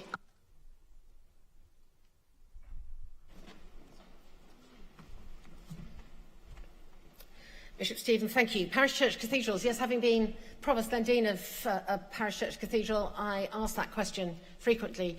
And that cathedral would have wanted to have become an extra parochial place in order to have become more like other cathedrals. But other parish church cathedrals, Southall, for instance, has parochial responsibilities, Southwark, are somewhat resistant to that proposal. So more work needs to be done, both on the merits of the case and on getting agreement to a proposal. So there is a proposal to do more work, but what the outcome will be, I do not know. Gavin Oldham, mutual support between cathedrals, those who are more well endowed and those who are less well endowed, well, that is happening, partly on an informal basis, partly formally, because the richest, I think, 5 cathedrals receive no additional funding from the Church Commissioners except the funding from the Dean and the two Commissioners' canons. So there is some, if you like, pooling of funding at that point. I am glad that there is that sense of mutual resource and mutual support that goes across the cathedral constituency. Removing endowments from richer cathedrals to give to poorer cathedrals would be a long and cumbersome way of resolving issues. So maybe informal support needs to be developed further. Mark Russell's question on residentiary canons, actually I don't really know the answer. And I'm sure there's a committee that considers remuneration and perhaps does need to set out the arguments for that, particularly in a world where, alongside the considerable responsibility for governance and the considerable specific skills that residentiary canons bring, there are now across dioceses incumbents carrying very significant responsibility and bringing very significant skill to their tasks. So I think there does need to be a renewed setting out of the rationale for the differential there.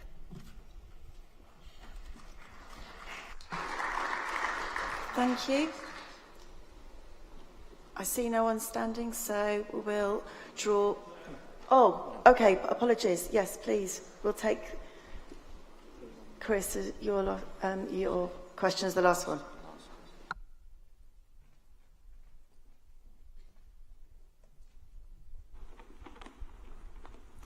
Thank you for calling me, Chair. Chris Newlands, Blackburn 070. I declare an interest as I'm the acting chair of the Greater Churches Network at the moment.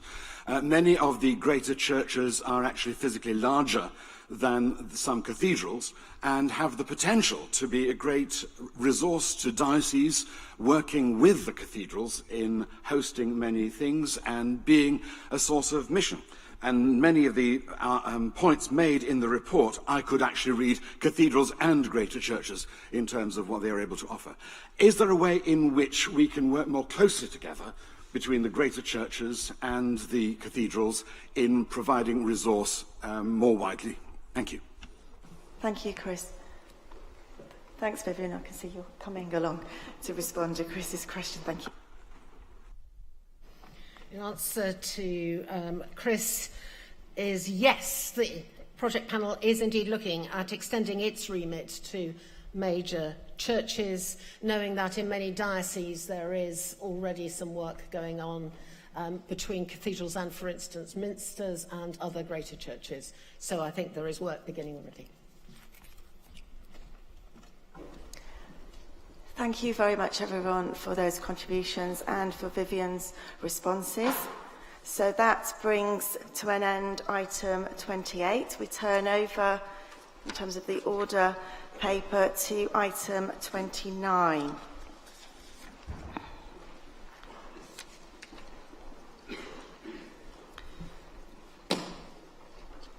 So I invite the Bishop of Worcester, the Right Reverend Dr. John Inge, to speak to and move on behalf of the House of Bishops, item 29. You have up to 10 minutes. Thank you. Thank you, Madam Chair. John Inge, 42, Bishop of Worcester. Good morning, Synod. As lead bishop for churches and cathedrals, I'm delighted to propose this motion on behalf of the House of Bishops.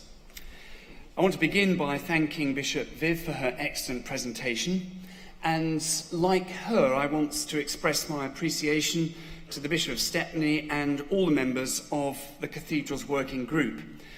They worked very hard under great pressure of time to produce what I think is an excellent report. I echo Bishop Viv's view that this report is highly significant. It seems to me that it's finishing business which wasn't properly dealt with 25 years ago following the publication of the Howe report and its rather half-hearted implementation which followed. Had all the recommendations of that report been accepted, as Viv has intimated, it's quite possible that some of the recent problems at cathedrals would have been avoided. Excuse me, maybe we owe it to Elspeth Howe and her group as much as we do to Bishops Adrian and Viv and their group to ensure that we don't lose this second opportunity properly to protect and enable the current and future mission of these wonderful places. And enabling and growing mission is what this report is about. As required by the remit of the group, it covers a range of crucial practical matters: finance, governance, people management, audit and safeguarding. These are sometimes wrongly categorised as secular matters, whereas in fact it's essential to get them right in order better to enable the prayer and worship service and outreach to the community, which are core to the ecclesial identity of cathedrals. Only then can these buildings continue to flourish and benefit the rapidly changing community context in which they have such an important symbolic, spiritual and physical presence. The motion you have before you today is what is known in Synod parlance as a paving motion. What's being asked is that Synod should take stock of the current situation, look back at the report of the working group, encourage ongoing activity and endorse the plan to bring legislation back to Synod. I should say at this stage that I'm very happy to accept the amendment that will be proposed. In proposing the motion, I should like to speak briefly to the recommendations which are referred to in Clause A. These begin, rightly, with ecclesiological considerations. Perhaps you'd expect me to say this, but I agree very strongly with the working group that a good working relationship between bishop and dean is absolutely crucial to ensuring the mission of each cathedral and its diocese. I disagree with those who've suggested that the recommendations of the report might jeopardise that. Neither do I agree with those who've suggested that it will result in a destructive power grab by either deans or bishops. Chapters corporately, rather than deans or bishops, will continue to formulate the cathedral policy and have complete responsibility for its implementation. Collegiality will remain essential to the life and health of cathedrals. The working group has, I believe, done an excellent job in reconciling best practice of governance in the secular world with the unique historical and ecclesiological status of cathedrals. Let's be frank, there was considerable pressure to dispense with the Christian tradition for the governance of cathedrals, which goes back hundreds of years. Extending chapters, as is proposed, is rather evolution, not revolution. I remember people being very exercised about the introduction of lay members of chapter following the Howe report. I was a residentiary canon at the time.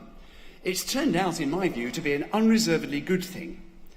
This report recommends extending this principle in order that the non-executive majority on chapters will be able to play an enhanced role in offering external expertise and scrutiny, whilst allowing the historic status of dean and canons in collegiate and prayerful leadership to continue. I'm aware that there's some ongoing interest in the role of vice-chair as set out in the report. I want to emphasise what should already be clear, that this individual will have the same trustee obligations as every other member of chapter.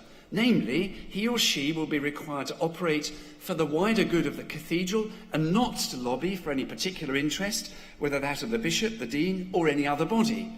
The vice-chair will not be the bishop's mole on chapter, but will perform a vital role as supporter and critical friend of the dean and other members of chapter. The point is that the dean will continue to lead the praying heart of the cathedral and the lead in communication between it and the bishop will continue to be the dean, but the vice-chair will be able to support. Concern has been expressed by some about the proposals to abolish councils. It's true that councils will no longer be a part of the body corporate, as proposed in the report, but cathedrals will be welcome and, depending on the consultation over implementation, may be encouraged to have a sort of critical friend or stakeholder group. Our council at Worcester operates pretty much like that, and very effectively at present. The intention with this, as much else, is that implementation should leave as much individual flexibility as possible for cathedrals to express, wherever appropriate, their different personalities and ways of working. There is a number of recommendations in the report which concern the relationship between cathedrals and the national church. I welcome the fact that, perhaps for the first time, the national church institutions are making a concerted effort to coordinate their support for cathedrals, which previously has been rather limited to buildings matters and grant funding. They will be able to track the delivery of this existing support, as well as to look at options for further support in the future. And to this end, I commend to you the work of the newly established National Cathedral Support Group, chaired by Dr. Eve Poole, the Third Estate Commissioner. This group will bring together staff from the different departments of the national church institutions who are supporting cathedrals and oversee the delivery of the various national level actions requested by the working group. In due course, Synod will be able to debate in detail each of the proposals in the report which require legislation, including how cathedral chapters are composed, their constitution and statutes, etc. The bulk of the recommendations set out in the working group's report, however, will be achieved through non-legislative actions taken by cathedral clergy and staff, the Association of English Cathedrals, and the staff of the national church institutions. Work has already begun in a number of cathedrals, including at Worcester by our own excellent dean and chapter. On this, the chapter sees it as a substantial but not an unmanageable task. It remains for me to repeat my thanks to all those who've worked so hard to get us to this point. I hope very much that you'll feel able to give your full endorsement to the motion, and I now have great pleasure in moving the motion which stands in my name. Thank you. Thank you. As we come to debate item 29, I would like to remind members about what the Chair of the Business Committee drew to our attention in the debate on the report of the Business Committee about the need for members to declare any relevant interest if called to speak. Thank you. Item 29 is now open for debate. Muriel Robinson for a maiden speech, followed by David Ison. Thank you. You have up to 5 minutes.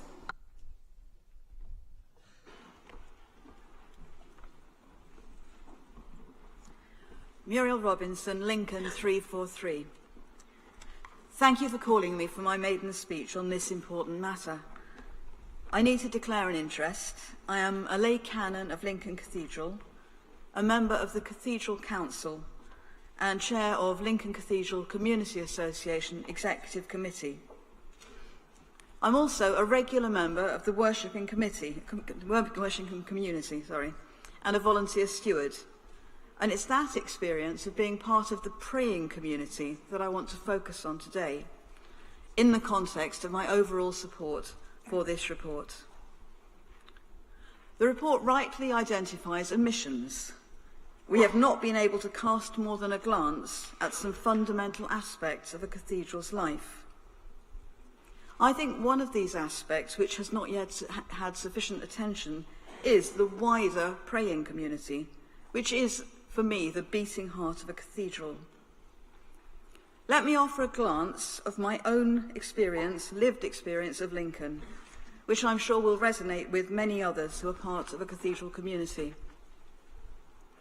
On any day in Lincoln Cathedral, there are at least 4 public acts of worship, more on Sundays, and many of these are during times when visitors will see and or hear the worship, even if they don't join it. Staff, regulars, volunteers, visitors alike light candles and leave prayer requests. Duty chaplains, all volunteers, are on hand to pray with visitors and to offer short public moments of silence and prayer. Much of our public prayer is sung, and as St. Augustine reminded us, singing well is praying twice, and our choir do sing well. The building itself scaffolds this prayer. From the minute you walk in, it strikes you as a place of prayer and holiness. The dean and chapter set and shape that rhythm, but it's the regulars and the visitors who help keep the heart of prayer beating strongly. When I sit in my canon stool or pray my allocated daily psalms, I'm part not just of a present wave of prayer, but of past and future, in a place that prayer has indeed made valid, what you might think of as a thin place. Alongside those visitors with little formal experience of prayer, there are times when I too can be in that space and allow the Holy Spirit to intercede with sighs too deep for words. So why am I telling you this? I think this sense of a praying community as being the heart of a cathedral, which is acknowledged in the report, needs to be examined much more fully, and that the governance, management and leadership recommendations, as they are developed, need to be located much more firmly in that framework of a rich and diverse community of prayer, if they are to offer not just a sensible model for improvement, but a radical reframing of the missional potential of our cathedrals. Please do support the motion and the amendment, but please also encourage those who are drafting the measure to look still more deeply at all our cathedral communities of prayer and to bring together their valuable work on ecclesiology and governance, leadership and management in that context. Thank you. Thank you. After David Ison has spoken, I invite Eve Poole to speak. Thank you. Again, the speech limit is 5 minutes. David Ison, Dean of St Paul's, London, 54. I declare quite a bit of interest in this debate, and am speaking on behalf of Deans in Synod. Like the Bishop of Bristol, I've worked in 3 very different cathedrals over the last 3 decades, And we know that different circumstances mean that this report will be heard differently by local cathedrals, bishops and dioceses. Please don't forget how different cathedrals are from your own. Many deans have long wanted a review of the 1999 Cathedrals measure and were grateful to the Cathedrals Working Group and especially to Adrian Newman for their careful listening, consulting and writing, which has made the report rather more of a review than a narrow response to particular problems. And as deans, we'd ask you to support this motion, hopefully as amended by Neil Patterson. The report sets out good practice, much of which is already happening in many cathedrals, but needs to be consistently worked through all of them. It recognises difficulties cathedrals have in recruiting skilled volunteers to assist with governance and finance, affording enough skilled staff, and working under the pressure of immense regulatory and repair liabilities, and also security nowadays, with insufficient resources. And the report helpfully looks for ways for cathedrals to be helped with those. We do, however, have some concerns, and the Deans in Synod ask you to bear in mind 5 things as you consider this report, 2 of them about content, 2 about process. First, we welcome the stress in the report about greater accountability for deans and canons, and we hope that bishops and parish clergy will in due course also welcome increased accountability for their ministries. We do, however, have a concern about the role of the independent vice-chair, which John has already referred to. Having this person chairing the chapter in the absence of the dean will conflict with the role of the vice-dean in many cathedrals and will muddle the distinction between an executive dean and a non-executive vice-chair. There has been occasional experience of a chair of council or a lay chapter member wanting to muscle in on the running of chapter or to side with the dean or some canons against others, experiences which suggest the danger of conflict which this role could engender. And we also note that it is the dean who should represent the cathedral to the bishop with the assistance of a vice-chair, and not the other way round, as the report implies. And we would ask for further consideration of this proposal. Second, we welcome chapters having regulatory oversight over them, but we note the unwillingness of the church commissioners to do it, the reluctance of the charity commission. We hope it's not because nobody wants us, but because it's a difficult task. But we do need to be transparent and to be regulated, and we urge closer working together with cathedrals by NCIs and others to achieve an agreed outcome on this. Third, the legislation and regulation which emerges from the report must please be as flexible as possible within the principles and constraints of the report in order to accommodate our 42 very different institutions. We're not trying to evade any responsibilities, but to have flexibility for appropriate adaptation in different places. Fourth, what concerns us most is what comes after this debate. The motion calls for draft legislation, and as you've heard, Yves Poole is working with the Association of English Cathedrals on setting up a good process, and deans would welcome being included in this alongside canons and other cathedral representatives. We believe that Synod will need draft legislation which commands a strong consensus from cathedrals, Archbishop's Council and the NCIs, and so we need enough time for a strong process of consultation and working together. Finally, the 5th point I want to raise is that raised by Muriel Robinson. Stephen Oliver on page 26 of the report says the cathedral's an organism. Its praying heart is also its governing heart, the chapter.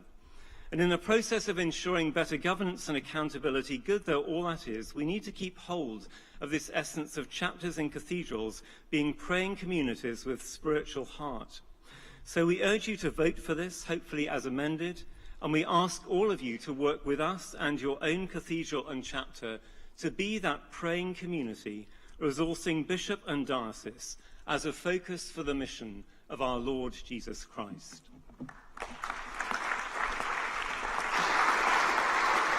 Thank you. Yves Poole, please.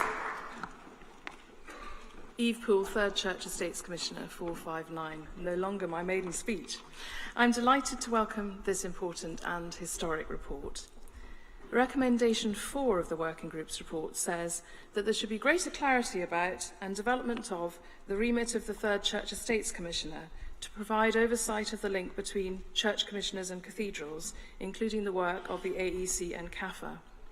I welcome this recommendation and am already taking up the challenge it lays down in overseeing the activity to ensure that the recommendations in this report are taken forward. I will be keeping in close contact with Deans, the AEC and CAFA as this work progresses and seeking their views and input at every stage. I'll be chairing an internal staff group of those NCI officers charged with implementing the national level work streams set out in the report so that we can track progress and ensure good communication. I will report back regularly to the cathedrals and the Church's governance bodies. Each of our work streams will have either a sponsoring dean or another appropriate member of the cathedral community to make sure we're absolutely marching in step. And I will be in regular contact with that group throughout this process to share progress and to resolve any issues that may arise. Please do feed your thoughts on this process to me. The Cathedrals Working Group spoke of the findings of the seminal Theos report, Spiritual Capital. I commissioned this report as a trustee of the Foundation for Church Leadership because we knew then that there was an untold story about the extraordinary mission that our cathedrals provide to the nation. Their occupation of what the report calls liminal space allows them to function as places of spiritual possibility for those on the fringes by providing a spiritual bridge. While the working group explored the ecclesiology of cathedrals, we'd like to extend that into a theological exploration of what we really mean by governance and risk in a cathedral context. This work is vital to ensure that any transfer of formal oversight to the Charity Commission does not replace the equivalent and appropriate ecclesiastical oversight that is proper for the Church. We're minded to progress this as a symposium with deans, bishops and theologians, perhaps via a St. George's House consultation in the spring, and we'll report back to Synod on what we discover. For this reason, I'd support the amendment, as it will allow us to undertake this consultation before we return to Synod with the legislation.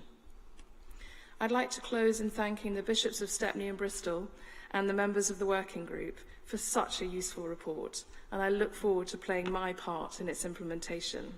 And in the meantime, I invite you to support this motion and the amendment, and I ask for your prayers for all of our cathedrals and for those who work in them.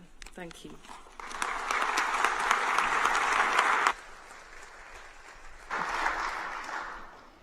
We come to the amendment. That's what we're going to deal with now. It is listed on Order Paper 6. As we come to item 45, I invite Reverend Neil Patterson to speak to and move the amendment, standing in his name. You have up to 3 minutes. Thank you. Thank you. Chair, members of Synod, I start by declaring the interest that I am a member of the Cathedral Council in Hereford and an occasional worshipper there, particularly on weekdays, and I have talked in advance of this debate to various parts of the cathedral community and its officers. And I have to say they have responded rather as you might expect from their different perspectives within the cathedral ecology. But we will hear from a lot of people from different angles in this debate, so I shall stick to the amendment, which has, as you realise, the effect of just slowing down the pace of action a little and allowing, as we have just heard, more work on the ecclesiology to be done before we have draft legislation. I did intend in tabling an amendment to offer Synod, in the context of a debate, an opportunity to calibrate, to measure amongst ourselves what has felt to me like a degree of disquiet about, as Dean Ison said, method and proposals in the report. I slightly wonder if I should have made the amendment stronger, because Dr. Inge and his team, with that suave efficiency that gives him such a high reputation as a diocesan bishop, have accepted it, and so it perhaps is less exciting than one might hope. And you're probably all going to support it anyway. But I will just add a bit as to why perhaps that adds the sense that things are being managed through Synod, and we do need to think through and debate through, because we all come from different places and have different things to say on this. In part, this is because, as we know and the report itself acknowledges, it did begin in the crises at Exeter and Peterborough. We've all read different sources on them and probably talked to different friends, long ago worked out who are the martyrs and who are the villains, and which of them are sitting amongst us. And we're also aware of the underlying financial precariousness which cathedrals have and share with many parts of the church today. But that too is a reason to slow the pace and not respond to particular circumstances. But my deeper disquiet has already in part been voiced by the Dean of St Paul's, and I'll abbreviate it a little. It comes from that paragraph 32 of the report, setting out the thesis that the governing heart of the cathedral is the same thing as its praying heart. That has a long and noble history in the life of our church and indeed of many other churches. And I wonder perhaps when new praying communities are being called into existence at Lambeth and elsewhere, it is being rediscovered. But the report does set before us a proposal that the chapter becomes a group of whom the majority, by definition, are asked not to be at that praying heart, to come in externally. Of course, outside voices and outside expertise bring all sorts of things, but the distinction is important.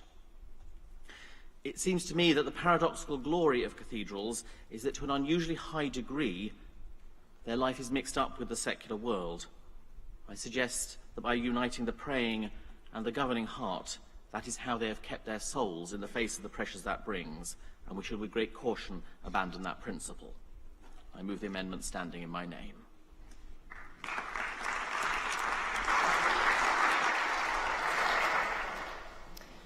I invite the Bishop to comment, please. You have up to 3 minutes. Thank you. Well, I'm immensely grateful for this amendment because it enabled the proposer to refer to me as being suavely efficient. I've never thought of myself as either, but I shall meditate upon that. In the meantime, I'm really sorry to disappoint him by articulating again that I'm very happy to accept the amendment. Yes, John Freeman, a point of order.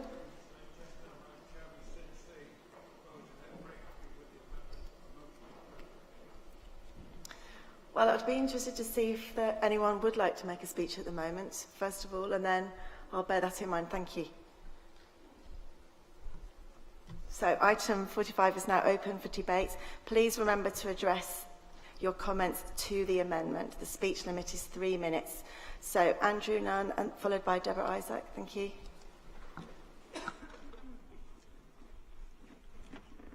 Andrew Nunn, Dean, 55. And I too have a strong interest, which I declare, and I'm grateful to Neil for putting through this amendment. Yes, it was a very interesting consultative process that we went through, and I was very grateful to the Bishop of Stepney for telephoning me and listening to me for an hour. That was very good. But it wasn't a fantastic consultative process, because there was a very significant group of people who were left out of it, and that's residentiary canons. And that caused a huge amount of upset. And I support this amendment because I want a better process following on from this debate. Now, I need to be perfectly honest with you. When we received the draft report, we were asked not to cherry pick, so it was kind of all or nothing. So Southwark decided nothing. We were one of the few chapters, councils together. We had a consultative process within the cathedral, and we, I think probably with only one other cathedral, decided that we didn't want it, thank you very much, for quite strong reasons, and those have been rehearsed already to some degree, particularly around the governance issues and the vice-chair, and losing something of what I believe is a very creative distance that has always been between the cathedrals and the bishops. The Archbishop of Canterbury famously said that cathedrals are safe places for doing risky things. And I really believe that, and I'm a dean who enjoys doing risky things. I was at Pride in London on Saturday afternoon because our chapter decided that we wanted to march in the Pride parade, and we did so flying the flag literally from the tower of the cathedral. If our bishop had been present in the chapter meeting, I'm sure we would not have been able to make that decision. Not that Bishop Christopher is not supportive of us, but I know that it causes upset within the rest of the diocese, amongst a few people. At the moment, he is able to say, that's nothing to do with me. That was the decision of the chapter. And not just on that issue, on many other things as well. Cathedrals are able to push forward on some of the things that we all need to address. I want to see that creative gap, allowing the risky to take place in very, very special places within the whole of our community to be maintained. So I'm going to be voting for this amendment, supporting it, and reluctantly I will be voting in favour of the motion as amended. I look forward to seeing what comes through the process ahead of us.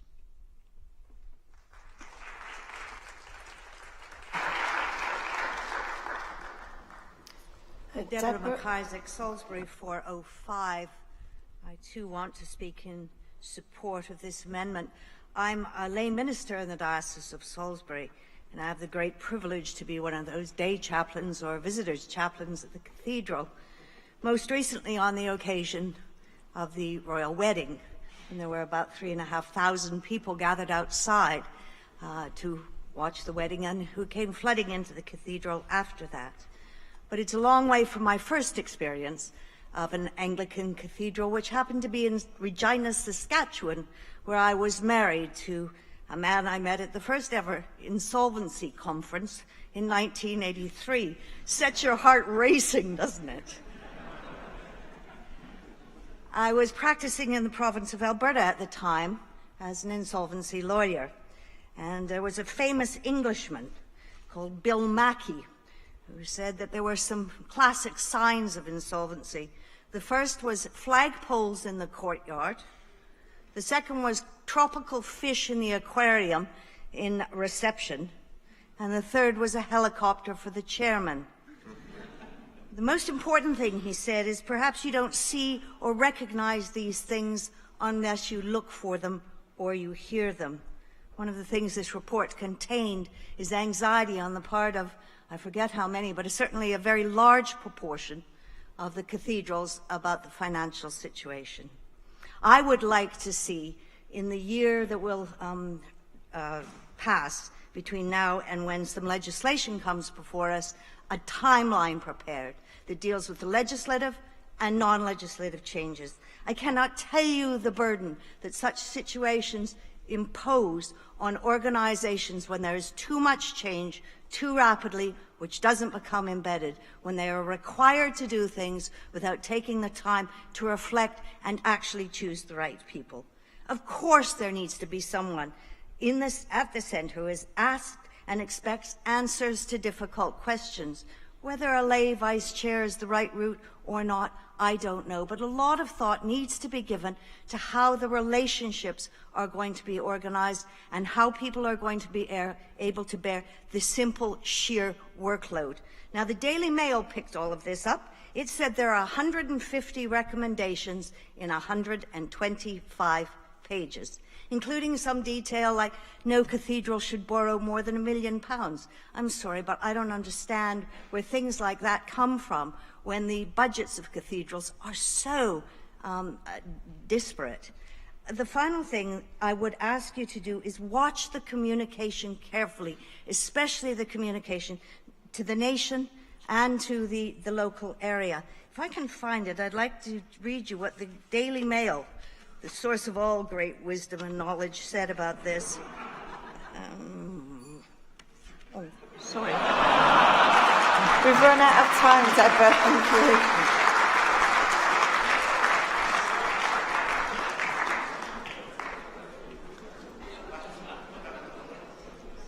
Please, may I remind people that if you're wishing to speak on the amendment, make sure your comments are focused on the amendment. Mary Durlacher, followed by Jane Steen. Thank you. And then I will be looking for a motion of closure. Thank you.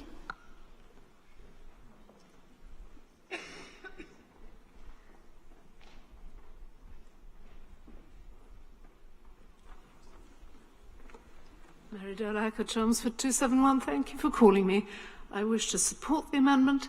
Doesn't matter how much time, extra time's sought in order to make sure the cherries in the bunch are all fit for eating. I would like to support this because I think more need is given to the role of theology, the place of theology in the cathedrals. They are the seat of the bishop. In the cathedrals are the cathedra, which is the seat of teaching and learning. And that is what we need in our country, where so much ignorance of what Christianity is about. So please could we encourage the bishops to take up that role of teaching, and what a place there is for that. Thank you. Thank you. Jane Steen. Jane Steen, Southwark 225. Thank you, Chair, for calling me. I welcome this amendment and I think it is essential. I was a canon residentiary of Southwark Cathedral for 8 years. Southwark Cathedral sits in my archdeaconry, though I may remind the Dean that it is a parish church more often than the Dean might like to be reminded. The report's emphasis on accountability is fantastic. If the cathedral, as the mother church, modelled transparent accountability to the parishes, what a mother it would be. I rejoiced at the connection between governance and prayer, and at the appreciation of the quality of relationship, particularly between Dean and Bishop. I too, therefore, was puzzled that the majority of the governing body will be those who are not integrally required to be part of that praying community. I too was puzzled by elements in the role of the vice chair, particularly chairing the meetings in the Dean's absence, in which the chapter assesses the Dean's leadership. This, says the report, will have the effect of giving the bishop a more direct and positive relationship with the chapter. Really, the bishop already appoints the dean and cathedral canons in almost all cases in almost all cathedrals. If he cannot or she cannot establish a direct and positive relationship with those appointees, will one more appointment like that make a difference? I doubt it. Dare one recommend something for bishops? So it is the more important that we support this amendment as we move forward to legislation, which I hope we do. Legislation, as we know from yesterday, requires detailed drafting and careful scrutiny and re-scrutiny. If it is brought forward, and I hope it is, it must not be hasty, and it must pay careful attention to the interdependent, relational, and praying nature of cathedrals in their dioceses and with and for their bishops, so that legislation does not undermine what it tries to achieve, as in some ways this report, in many ways excellent, otherwise sadly does. Thank you. Please vote for the amendment. Yes, point of order, John Freeman.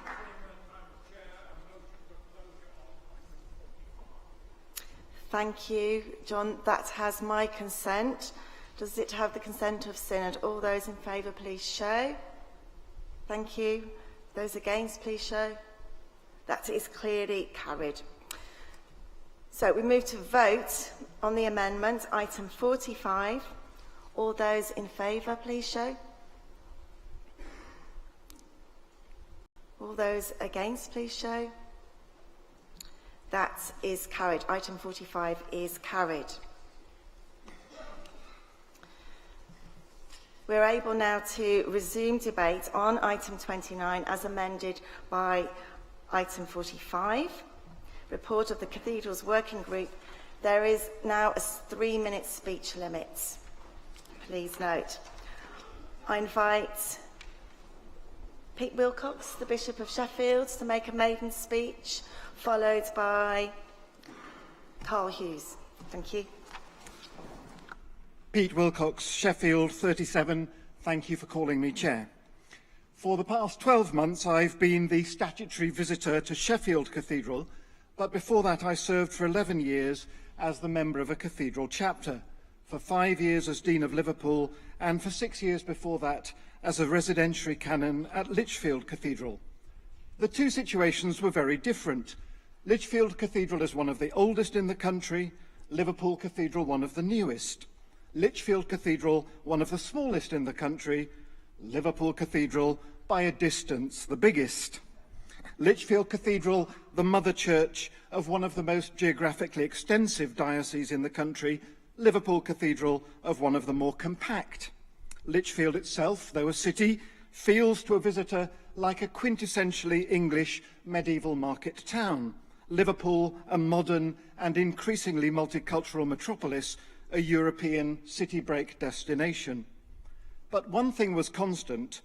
When I look back on those 11 years and call to mind the moments when those two cathedral chapters were most fruitful evangelistically in bearing lively witness to Jesus, when we were most aware of the grace and power of God's Spirit, when we were most effective as heralds of God's coming kingdom, I can see that it was when we demonstrated a healthy appetite for risk. Of course, a healthy appetite for risk isn't an excuse for recklessness, but it is a real readiness to experiment, to do a new thing, to push boundaries. And in my experience, that has been as true in relation to worship as to enterprise, as true in relation to the way visitors are received, as to the planting of new congregations. So I am heartened to see on page 22 of the report the now well-known mission statement of Liverpool Cathedral generally applied and even described as a mantra, as part quoted by the Dean of Southwark a moment ago. All cathedrals really can be safe places to do risky things in Christ's service. I make this point because although I don't think the recommendations in the report are risk-averse, I fear the mere fact of the report, following on from the crises in Exeter and Peterborough, may have the unintended consequence of inhibiting cathedral chapters and of making them more risk-averse. That is not what the mission of God requires, least of all now, and I hope the Synod will give chapters every encouragement, as the recommendations in the report are implemented over the coming years, not to lose their sense of adventure in the Lord. And with that caveat, I will be supporting the motion as amended. Thank you.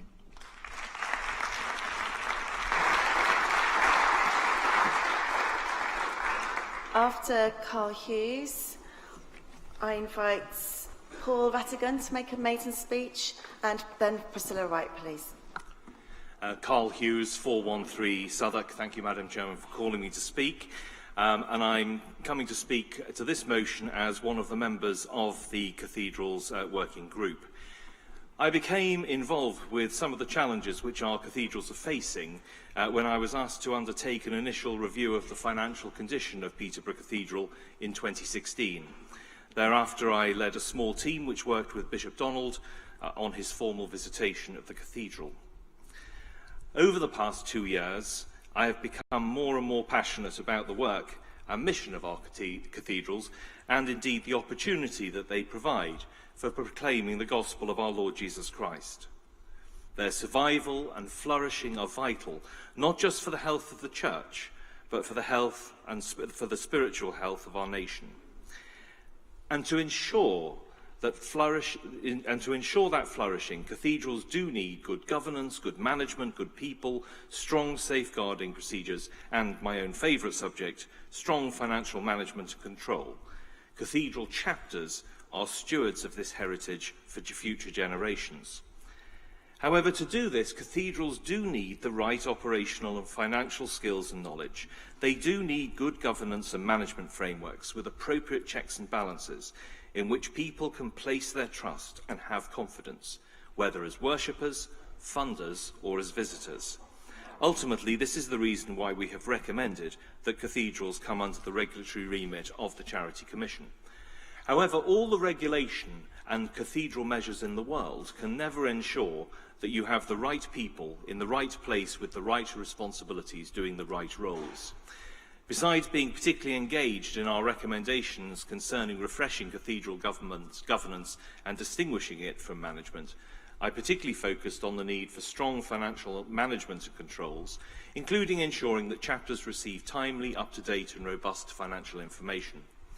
We're recommending the introduction of quinquennial assurance reviews to provide assurance that appropriate governance, management, financial and operational controls are in place and operating effectively.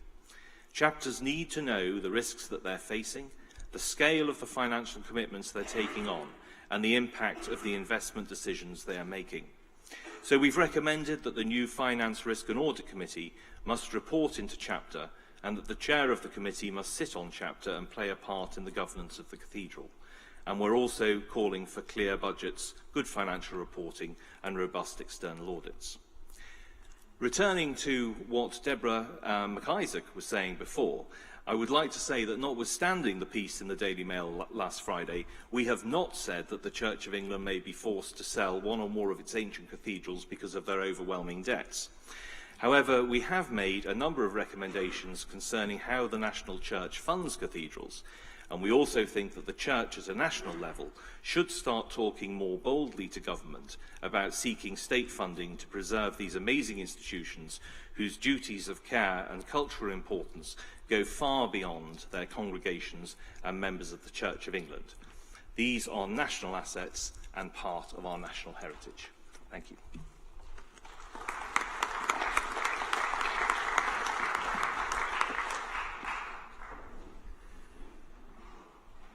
Yes, please go ahead. Thank you, Paul. Thank you, Chair. Paul Rattigan, number 155, Liverpool. I have to declare more than a passing interest in that I am a residentiary canon at Liverpool Cathedral, and this is my maiden speech. Cathedrals were not part of my background, and so I surprised myself when I applied for my current role, and was even more amazed when I was appointed. In the last 5 years, I have developed a real passion for cathedrals and their place in the wider church, especially in mission. In a study leave last year, I looked at cathedral growth and why they seem to be bucking the general trend. One thing I found from visits and reading was something that one report called adjacency. This I connected with my reading of the Gospels, where I observed that Jesus doesn't often speak directly to the crowd. Instead, he allows them to overhear his chats with the disciples.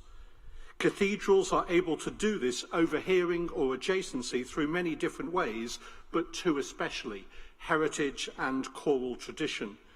The downside is that both of these come with interesting price tags, which is part of the reason we find ourselves here today discussing this report. I support the working group's report and ask you to vote in favour of it. Yes, we can all find details we may not like. For me, this is particularly around the role of vice chair. I understand the desire for a clear bishop's representative that can aid the communication between chapter and bishop through the dean, but do not see the need for that person to be vice chair and especially to chair in the absence of the dean. I have other questions, but they can wait until more details come out in the legislation. Overall, the direction is very workable and much needed. I have two requests going forward. My first request is that any groups or panels that pursue this matter beyond today have a generous representation from all aspects and people of cathedrals. That is why I'm glad that we have passed the amendment, as it will allow more time to achieve this. My second request is around the comments on recruitment, appointment and training. This is stressed for lay chapter members, but I would ask that it is stressed for lay members, canons and deans. Good personnel can thrive even within bad legislation, but no legislation can make up for poor personnel. All it can do is provide an early warning system. So my plea going forward is for generous representation and resourced recruitment, appointment and training. Thank you.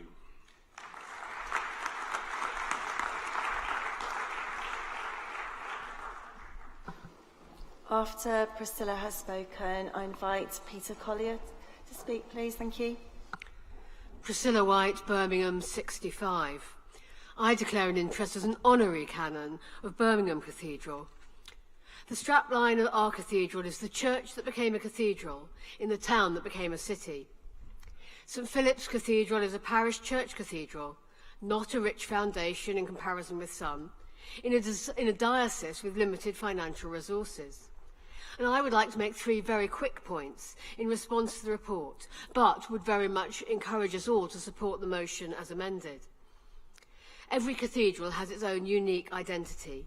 And special pleading for special cases may break the unifying approach that the report may be trying to put forward. But we must take account of the truism that one size doesn't fit all. Parish church cathedrals have a distinctive nature, and it is welcome that the report has revised offers the possibility that parish church cathedrals can opt to retain that status. Please don't let this get lost. Please enable cathedrals to develop their unique offering within their unique context for their unique mission. Our strapline reflects our history and our current reality and is part of our core identity. Secondly, the good governance and management of cathedrals is of paramount importance. Please consider the costs of this, and where new arrangements and requirements place a financial burden on poorer cathedrals, give some regard to helping with funding extra posts, perhaps such as Chief Financial Officer. As in every area of church life, finances are stretched, and new significant expenditure will be a real challenge in Birmingham. And another last very small point, maybe. Relationships between bishops and cathedrals are vitally important. When they're good, all is well. But as people change and complex situations develop, those relationships can be compromised. The balance of power and vulnerability needs to be carefully considered. Please continue to look carefully at the weight of balance in governance between cathedral and bishop, and pay attention to ways of keeping the relationships collaborative and not adversarial. Bishops and cathedrals need to be singing from the same hymn sheet or chant sheet, but the harmony is brought together by the relationships, enhancing the life and mission of diocese and cathedral. Dissonance causes problems. Let each line of the tune contribute to the anthem that calls people into faith and makes cathedrals centres of mission and worship. Thank you.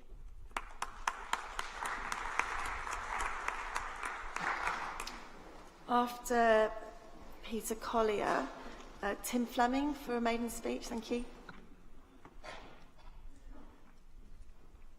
Peter Collier, 456, Vicar General of York. Chair, thank you for calling me, and I declare my interest, which is that I'm Chair of the Cathedral Council for York Minster and also a lay canon. The proposal in the Working Parties report is that the Cathedral Councils will cease to exist when the newly enhanced chapters will have amongst their number several of those who might previously have served as lay members of cathedral councils. The justification seems to be that there is much confusion about what the role of a council is. The role of the council is sometimes described as that of a critical friend to chapter. That is the limited but real role that we have always adopted in York. We are able to speak to chapter, asking questions, giving advice, but also to speak on behalf of chapter to the wider community. Those are important roles, and I would say that the loss of each would be significant. Once those experienced and skilled laypersons have joined the newly formed chapter, including the vice chair, they will become insiders. And although able to impart their experience and wisdom to the decision-making process, they are then part of the inner circle and could well be party to unwise decisions or proposals. If there was still a critical friend, the Cathedral Council, they could ask the hard questions, they could offer the external advice, and could do so if they were a necessary rather than optional stakeholder group. The role of speaking for chapter would also be lost. Last night at York Minster, I chaired a meeting at which the parents of the school children met with chapter. Explanations were given, questions were asked. It's not the first time as chair of council that I've played such a role. It's a role that was significant, but made possible because of the position of the council. So I want to question, as the work goes forward, the assumption that any new form of chapter means there's no need for a council with a formal role and part of the corporate body. Thank you.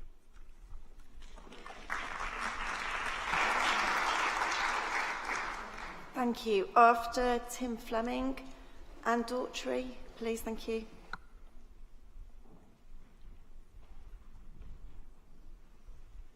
Tim Fleming, St Albans 396. Chair, thank you for calling me. I have the privilege at Synod of working as the Head of Finance and Development at St Albans Cathedral and have previously supported PLCs in their governance and financial control.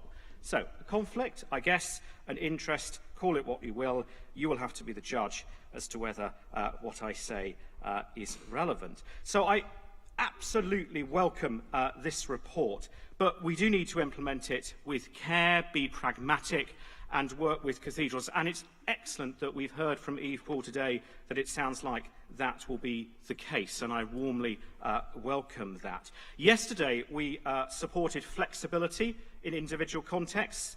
Today, let us not inadvertently undermine all the good work of our cathedrals and what I might call each of their individual DNAs. For one moment, I might just ask you just to hold up a mirror to your own cathedral and ask you, what do you see in it? And hold that thought.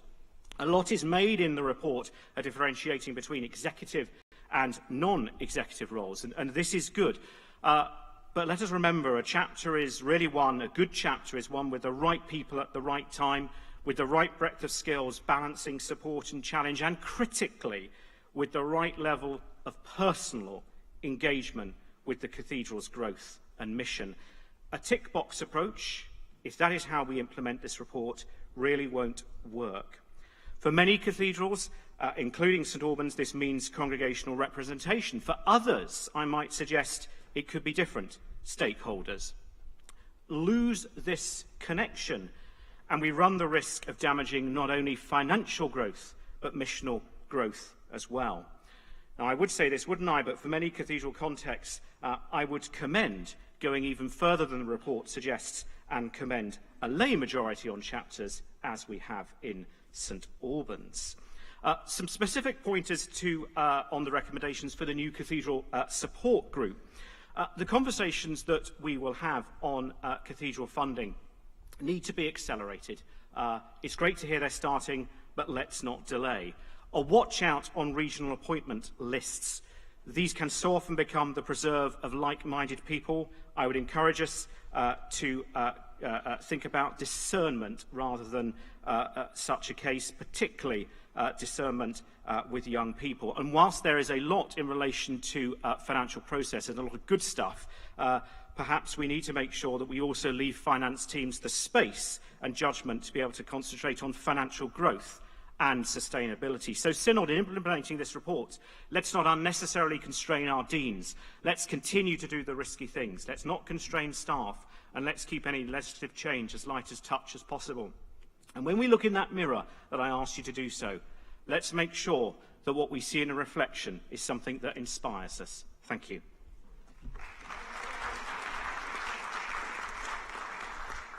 Yes, John Freeman, a point of order.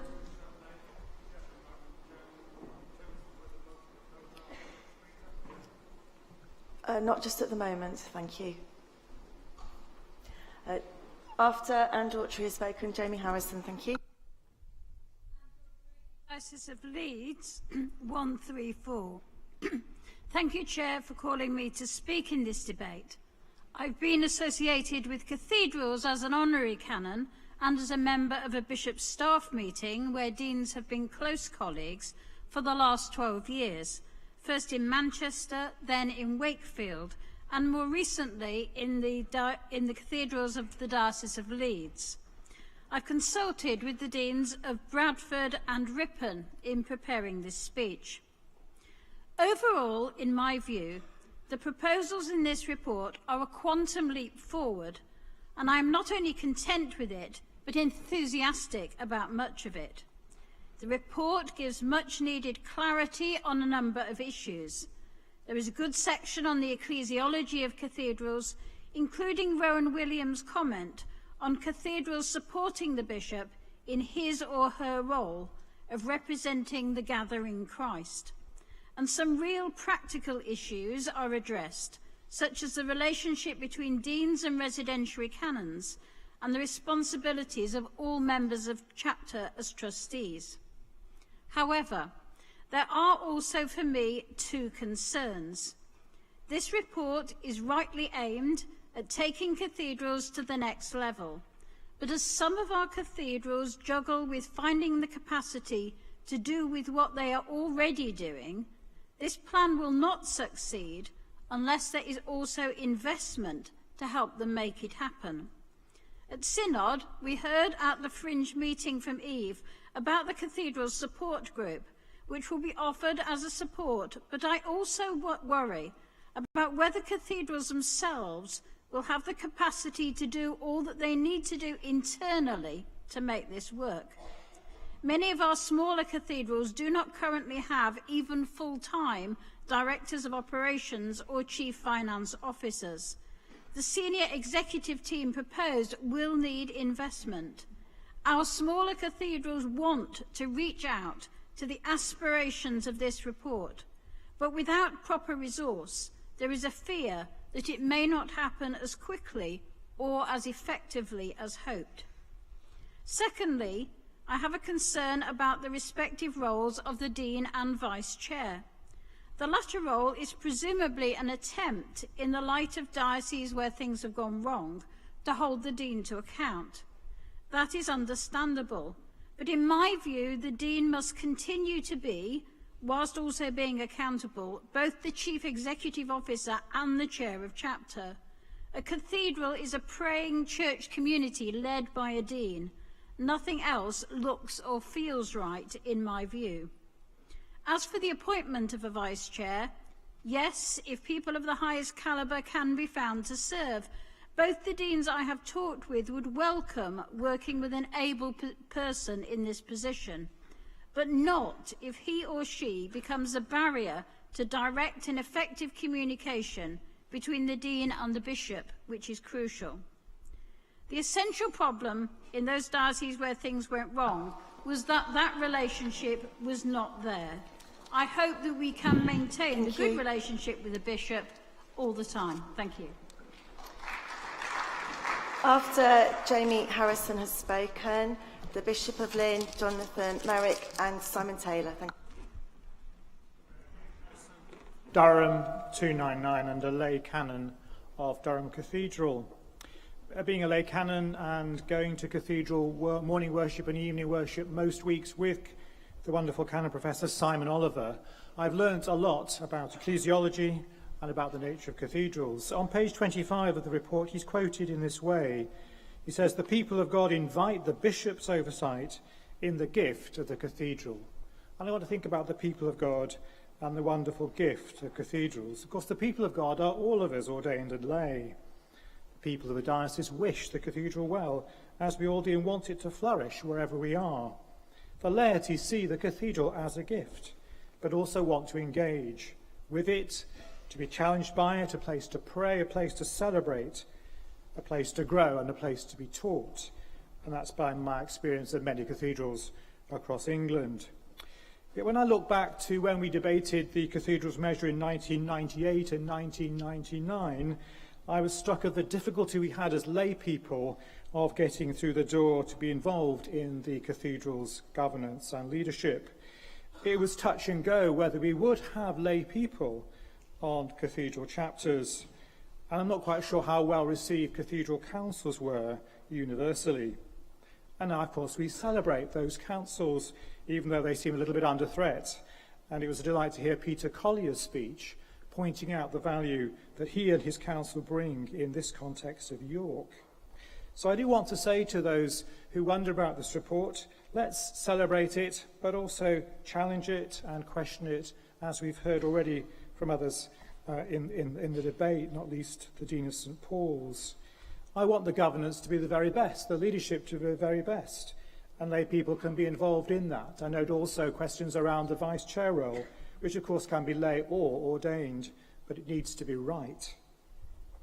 Lay chapters, laity on chapters, shall we say, I think have proved to be very helpful. I know in Durham that's been the case, but there needs to be the right sort of balance, understanding going back to Simon Oliver's view of ecclesiology.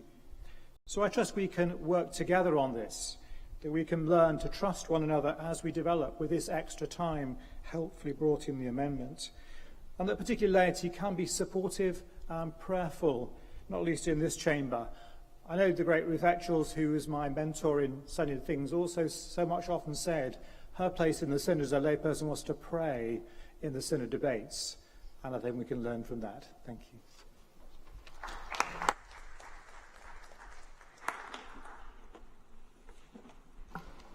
Thank you. After Simon Butler, the Bishop of Peterborough, Donald Alistair, thank you. Jonathan Merrick, Southern Suffragans, 49. Thank you, Madam Chair, for calling me. Synod, I've been connected with 3 cathedrals since 1998, as a canon residentiary for 6.5 years, as a dean for 6 years, and for the last 7, a member of the College of Canons in Norwich. You may remember that succinct quote from E.M. Forster, "Only connect." And many people have told us quite rightly that ministry and life is largely about making or helping to enable connections with others. I've found this particularly true in cathedral ministry, where making unexpected connections was always a delight. So often enabled by saying yes when I was expected to say no. There was a moment in Exeter when the cathedral's relationship with a section of the city's life, which we had largely ignored before, was opened up simply by saying yes to a funeral request, even though the undertaker told me I ought to say no. I don't think I will ever forget the sight of a council litter collector's coffin arriving at the west door, escorted by 300 Harley-Davidsons, nor my administrator's face when we squeezed 1,350 people into a space that seats 800. Connections of that kind are enabled by flexibility and the willingness to be open, to embrace new possibilities of relationships.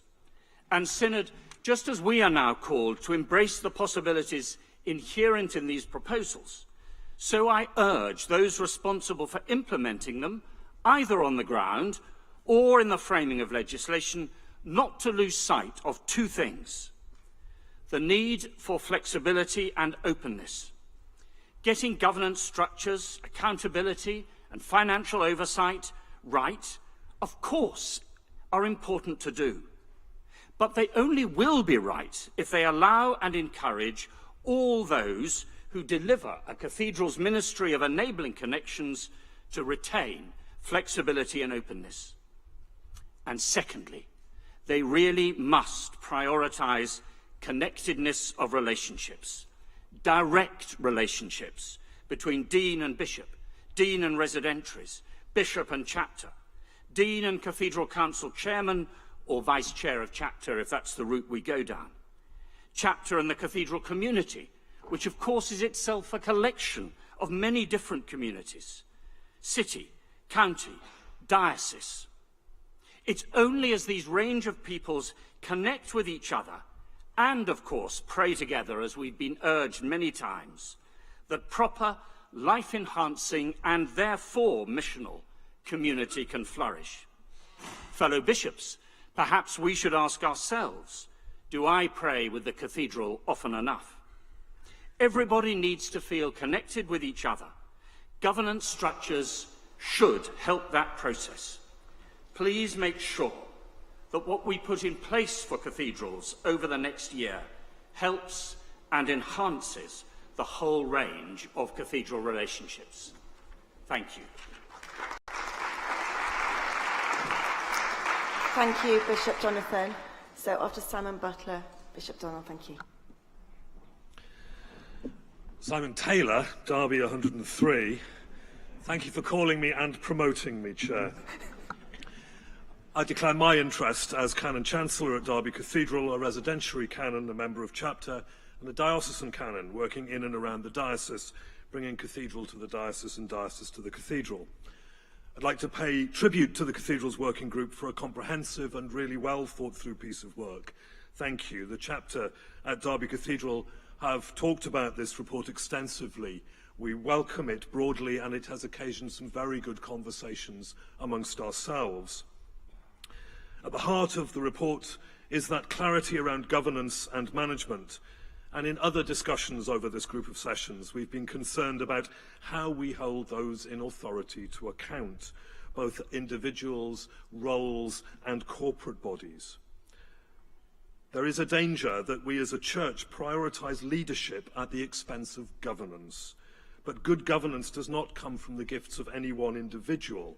It comes from having a systematic approach that enables accountability and good practice to become embedded in a culture. And the clarity at the heart of this report could and should enable cathedrals to be models for the whole church of how to hold those in authority to account without disabling them as leaders and managers of the church. Perhaps, as others have suggested, a bishop's working group could be something that the Bishop of Bristol's new perspective brings to the House. Going forward, I would first like to echo Paul Ratican's request for using the talents and insights of all roles within a cathedral as we take this forward. And I hope that the third Church Estates Commissioner will include this in the various work streams that she has in mind. And I would also ask that attention is given outside the legislative process to helping chapters embody a collegial approach to life, mission and ministry. It's a challenge to move from being the vicar of a parish to being a member of a chapter. And I found this, I know my colleagues have found this also. Offering support in this transition would be helpful. And I think too that this would also be a gift to the wider church, where collegiality can be something that we find difficult to embody in the way that we live and work. So thank you to the Cathedrals Working Group, and I urge you to support this motion. Thank you, Simon Taylor. After Bishop Donald has spoken, I will be looking and hoping for a motion of closure on item 29. Thank you. Donald Alistair, Peterborough 31. Thank you, Chair. I have a certain interest in this matter, which I think is fairly obvious to many.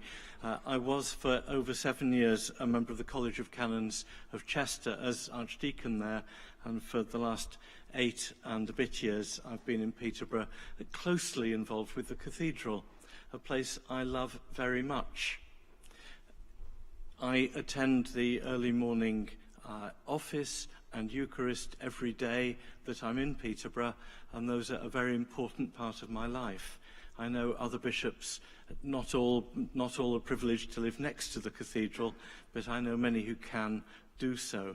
The praying community of the cathedral, the daily praying community, is absolutely vital. It is the heart of the cathedral's life. It isn't just made up of the chapter, though. It is the chapter, sometimes the bishop, and others as well. And it's wonderful and a privilege to be part of that. I'm glad to be able to build slightly on what others have said in quashing the rumour, not just in the Daily Mail, but also from Jeremy Vine on Radio 2 last Friday, that the Archbishop had Peterborough Cathedral up for sale. Not true. He may have wished to, but I don't think he did. This rumour arose because of great misunderstanding and difficulty for the general public to understand the ways we work. What is ownership? What is authority? Where is leadership? How does it all fit together? People just don't get and understand cathedrals, and that's a shame. We all need to do more of an educational job to make cathedrals better known in all aspects of their life. I encourage and support the relative independence of cathedrals from the bishop, as I do the relative independence of parishes. We're not a franchise church. We don't want every parish to look the same, every church or every cathedral. For the mission of Christ, it's best that we are different and that we can be different. I want to pay very great thanks and tribute to the working group, particularly Bishop Adrian, for very good consultation and listening. I'm most grateful, but also to people I was able to turn to in the National Church and in the commissioners when things went a bit wrong at Peterborough. And in particular, I think I want to mention William Nye, Andrew Brown and David White for huge support given and continuing to me and to Peterborough Cathedral. The commissioners and the Secretary-General, the National Church institutions do serve us at the local diocesan level and at the parish level. I'm glad we've got the extra time from the amendment. Some of the work does need to be looked at carefully. The legislation needs to be right. Simply end by saying, if something like the working group proposals had been in place, the problems at Peterborough would not have arisen. Thank you.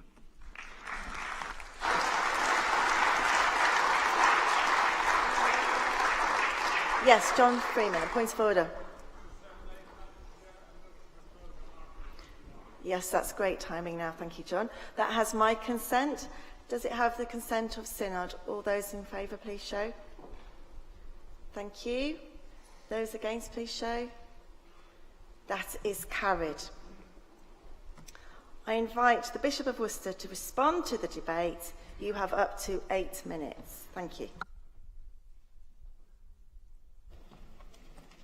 Thank you very much indeed, Madam Chair, and thanks to all members of Synod who've spoken in this debate, and it's been very encouraging to hear so many speeches, all of which have been broadly supportive of the motion. And I'm sure that some of the points that have been made, which needs to be considered during the next stage of implementation, will be by all those who are responsible for that implementation. If I make reference to some of the speeches, I'd like to thank particularly Muriel Robinson for her maiden speech, in which she drew our attention to prayer being the beating heart of the life of every cathedral. And it's perhaps worth drawing your attention to paragraph 21 in the report, where the authors wrote, "We are acutely aware of the omissions in this report. We've not been able to cast more than a glance at some fundamental aspects of a cathedral's life and witness," and of course prayer would be one of those. But they go on to say, "Our focus has been on the narrow areas of governance and management, and our hope is that by enhancing these basic structures in a cathedral, we can strengthen their ability to deliver their mission." I'm grateful for the Dean of St Paul's support. He drew attention to some important things which will need to be considered during the implementation phase. And I'm grateful to Eve Poole, not only for the work that she's undertaken to do and has already done, but also for being responsible for the sponsoring of that wonderful Spiritual Capital report. I'd like to draw attention in referring to the Dean of Southwark's speech, for which I offer thanks, that a full apology was offered by Bishop Adrian for the omission of consultation with residentiary canons in the initial stage, but there was then, following that, and that full apology, a consultation with residentiary canons during the course of the next phase. And it's good to have heard residentiary canons speaking in favour of the motion this morning. Deborah Isaac issued a sensible warning, and Mary Delacour talked about the teaching role of the bishops, something which I think we all want to take very seriously. And Jane Steen drew attention to the fact that the bishop already appoints members of chapter in most cathedrals. And in fact, for some of us, if all the recommendations of this report are implemented, we shall have less influence rather than more. The Bishop of Sheffield drew attention again to the notion of cathedrals being safe places to do risky things. They should be absolutely laboratories, not centres of excellence, in my view. I dislike the notion of excellence in Christian witness, but certainly exemplary to us, and they should be places in which risk is enabled to be taken. Carl Hughes, thank you to Carl for his membership of the group and his right to emphasise the importance of proper regulation, whilst reminding us that no regulation can ever absolutely ensure that we have the right people in the right place, in the right roles, at the right time. Thank you to Paul Rattigan for his maiden speech, and for the valuable work that he did during his sabbatical on the role of cathedrals, and for drawing our attention to the concept of adjacency, which is central to the work that D. Dias has been doing here at York, with which some of you will be familiar. Thank you to Priscilla White for reminding us that we cannot go to a one-size-fits-all approach, and the importance of work which has been acknowledged, the importance of necessity of further work on parish church cathedrals, that smaller cathedrals will need help, and reminding us once again that relationships must be collaborative and not adversarial. I'm grateful to Peter Collier for his speech highlighting the important work that councils have done despite the fact that their powers were watered down in the implementation of the Howe report. It seems to me that the pool of people from which members of chapter will be drawn will be slightly different from the pool of people from which generally members of council have been drawn, in that members of council are only expected generally to be present at 2 meetings a year, whereas chapter involves much, much more responsibility.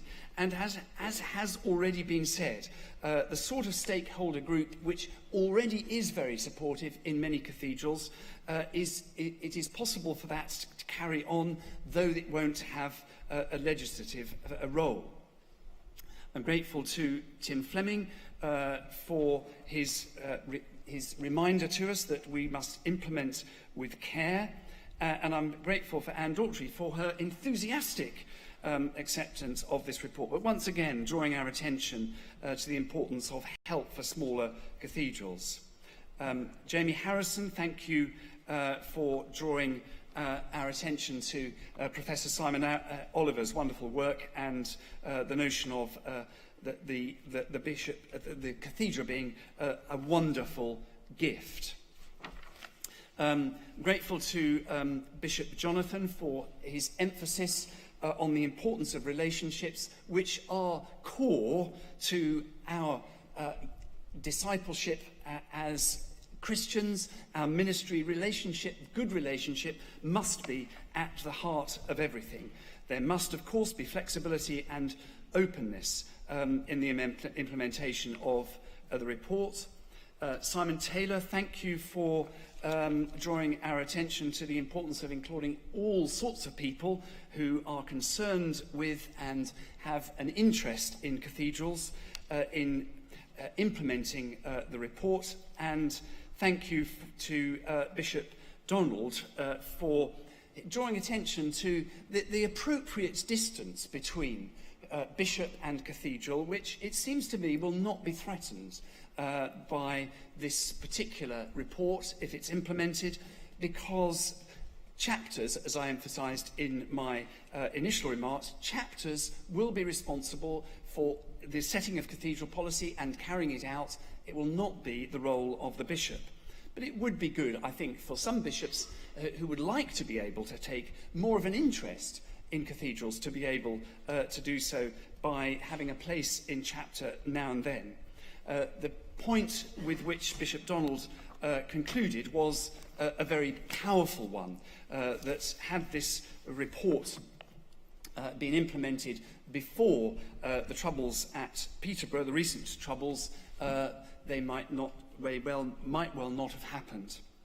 I'd like, in closing and moving the motion, to refer you to heritage and renewal, and something which appears at paragraph 22 right at the end.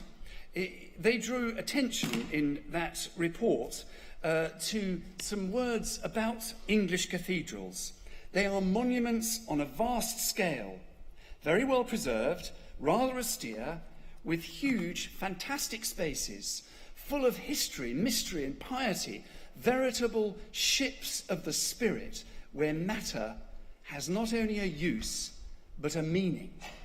Those words were written by Giovanni Battista Montina, future Paul VI, as he visited 9 English cathedrals in 1934. He continued, they are places where glorious and sorrowful memories of the past are brought into living contact with the present. Wonderful words, which only touch the surface of all the huge symbolic, spiritual, cultural, educational and heritage importance of cathedrals. This report will serve to enhance the role of cathedrals, and I beg to move.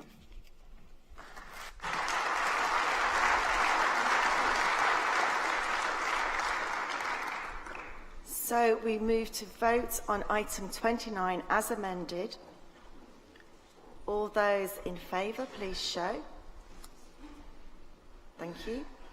Those against, please show. That is carried. Item 29 as amended is carried. Thank you very much, everyone, for your contributions. That concludes this item of business. We now move to the next item on the agenda. Thank you.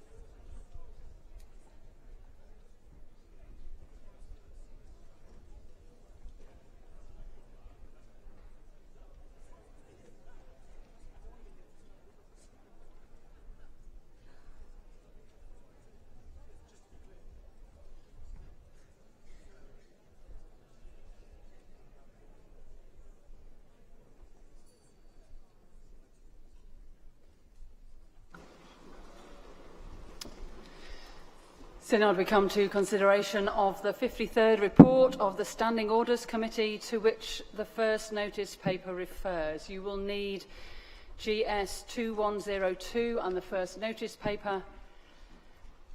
As indicated in notice paper 15 under Standing Order 40 (5), the amendments to the standing orders contained in items 32 to 33 and 37 to 41 of the first notice paper are deemed to have been approved. We are debating items 34 to 36 of the first notice paper this afternoon. I therefore invite Geoffrey Tattersall to move item 34. Geoffrey, you have up to 5 minutes.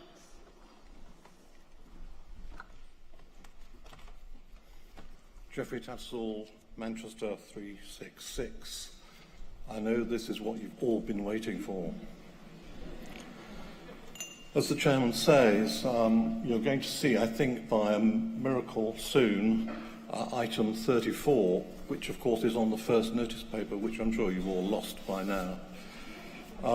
Before I deal with that, I need to remind Synod that Standing Order 1275 of our Standing Orders requires that the Standing Orders Committee shall, quote, keep under review the procedure and standing orders of the Synod, and shall submit to the Synod such proposals for amendment to the standing orders as the committee shall deem fit. So it's our job to propose to you what we think will help to improve the working of the Synod. But it's equally important for us to realise that it's for you to decide, you as a Synod as a whole, to decide whether you like it or not. So I turn to item 34. You will see the context from paragraph 12 of our report, which I hope you've not lost.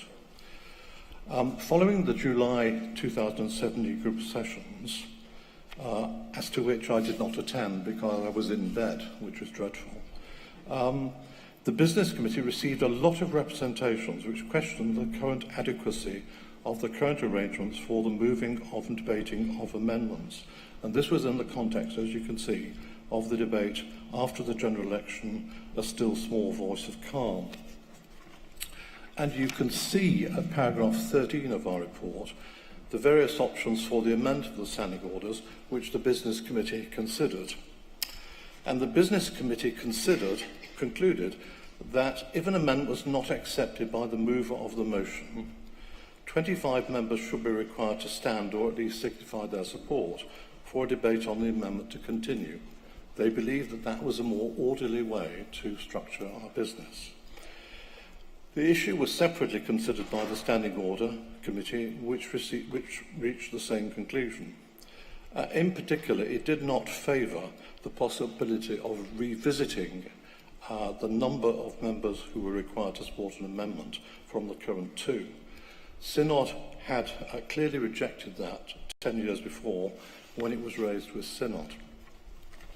Now, members should note that this proposal will not prevent the would-be mover of an amendment from speaking about his or her amendment, although, of course, the chair of the debate has a discretion as to the length of such speech, which could be utilised in an appropriate case. Members should also note that this proposal will only apply to the general business of the Synod. It will not apply to legislative business, nor to liturgical business, nor will it apply to amendments to the standing orders themselves, where thus far the same problem does not exist. Nor will it apply to amendments which are consequential to an amendment which has already been carried, as you can see. Hence, paragraph 18 of our report summarises the overall effect of the proposed amendment. So, Madam Chairman, I beg to move item 34 standing in my name. Item 34 is now open to debate from the outset. I'm going to impose a 3-minute speech limit for this debate.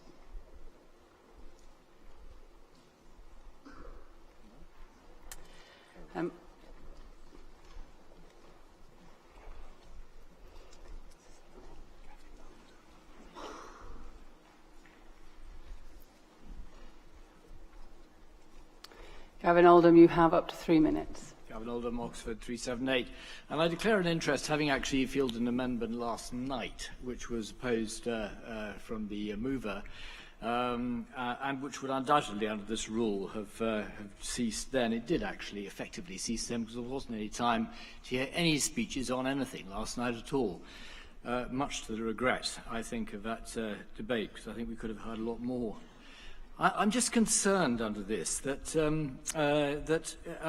what it's going to do is rather stifle opinions coming out. I was well aware that my amendment last night was unlikely to get through, but I would have loved to hear just a speech or two, just to hear people's reasons, as opposed to basically having a situation where the mover doesn't feel it fits the shape of the motion, and so that's the end of the matter there and then. And so I think while I understand where this is going, I would like to see some sort of exceptionality written into it, so it were possible to hear a little bit more on the floor, because that's what we're here for, really. We're here to hear people's opinions and to gather debate, not just literally to sort of set things through on the nod. Thank you. Thank you. Pete Spears. Pete Spears, Liverpool 156. I totally support this item. I think it's a great improvement. When I came on Synod in the year 2000, a group of us were just fed up of people putting amendments in so they could guarantee themselves a speech. I don't think that's what we're here to do. I welcome the fact that where the mover of the main motion accepts the amendment, that debate can continue. It's almost as if to say we shouldn't even be debating it, but the person who's made the amendment could have their speech and have their day. It is really frustrating when we spend most of our time in a debate debating the amendments, when we should be debating the main motion. My only worry is about 25 people standing, because 25 people sometimes stand, or 40 people sometimes stand, just for the sake of hearing a bit more about it, and then it goes down by a large majority. Synod, we need to be clear that we are here to do good business, and we can have all sorts of discussions, and they can all be jolly interesting over tea, coffee, and over meal times. But the floor of the Synod is the place where people can bring their views on the main motion. If we can improve them, great, and often they are improved, by when the movers of the main motion simply accept the amendment. So please accept this and give it your wholehearted support. The final thing I would say, it was me who years ago said if ordered for an amendment to be debated, it had to have the support of 10 people. And after a series of amendments by Tom Sutcliffe, we got it down to 2. That's palpably not worked. So we're going to give this a try. We can change it if it doesn't work, but let's give it a good go and let's vote for it overwhelmingly and wholeheartedly.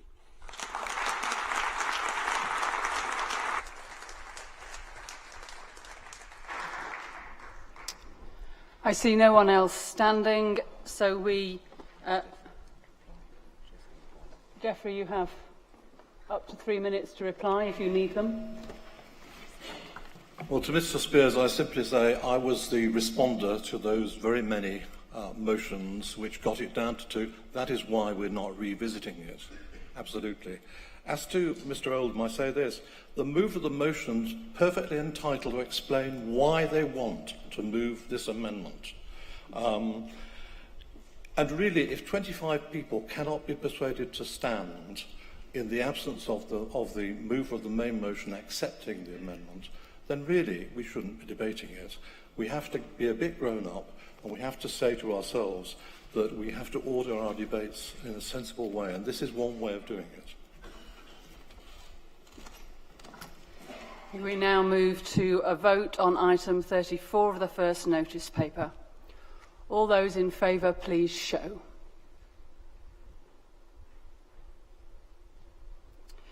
All those against, please show. That is carried. With my permission, I now invite Geoffrey to move items 35 and 36 together. Geoffrey, again, you have up to 5 minutes. If I look first of all at item 36, because item 35 is merely consequential to 36. 36 is simply giving the chair the power to himself bring about the closure with the consent of Synod. You can see what we've said about this in our report at paragraphs 19 to 22. Business Committee trialled for a period of time Synod being told by the chair of the debate how long the debate would last, how it was going to be structured, and the natural consequence of this is really for the Business Committee to believe, as do the Standing Orders Committee, that the Standing Orders Committee should be amended to allow the chair himself or herself to move the closure. This is not stopping anybody moving the closure. If, for example, the chair were to be slow in the minds of Synod to move the closure, up can pop any member of this Synod, and we know who it will be, and they can move the closure. And if that finds favour with the Synod, so be it. Equally, on the other hand, if it's thought by the members of Synod that the chair is being premature in moving the closure of a debate, then he's still got the consent of Synod, and Synod will, of course, use its right to say, no, we want to hear more. So this is purely to give a right to the chair to avoid the necessity, on occasions, to rely on the usual suspects. But whether or not, as I say, the closure is carried is down to Synod. So that's our item 36. 35 is a consequential amendment, and I beg to move both those items. Thank you. The floor is now open for debate.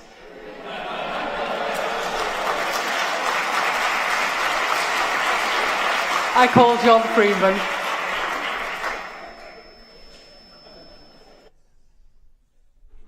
Thank you for calling me Chair. The usual suspect is here. I wholeheartedly support this change in standing order. It will enable those in your chair to be able to use their infinite wisdom if the rest of us have fallen asleep.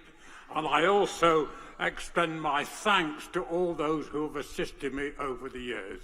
So Please support it, folks. Thank you.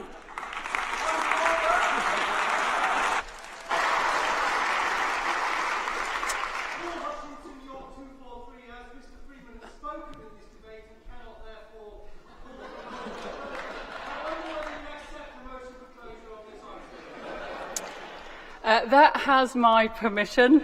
I am willing to test the mind of Synod. So all those in favour, please show. All those against, please show. That is carried. So we move to Jeff having a response. You have up to 3 minutes if you need it. I just need to tell Mr. Freedman that there is no redundancy payment.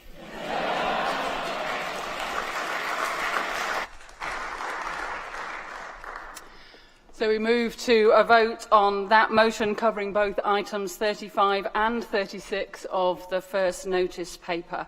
All those in favour, please show.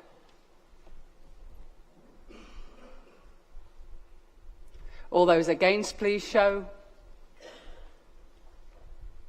That is carried. Synod, thank you. We move to the next item of business.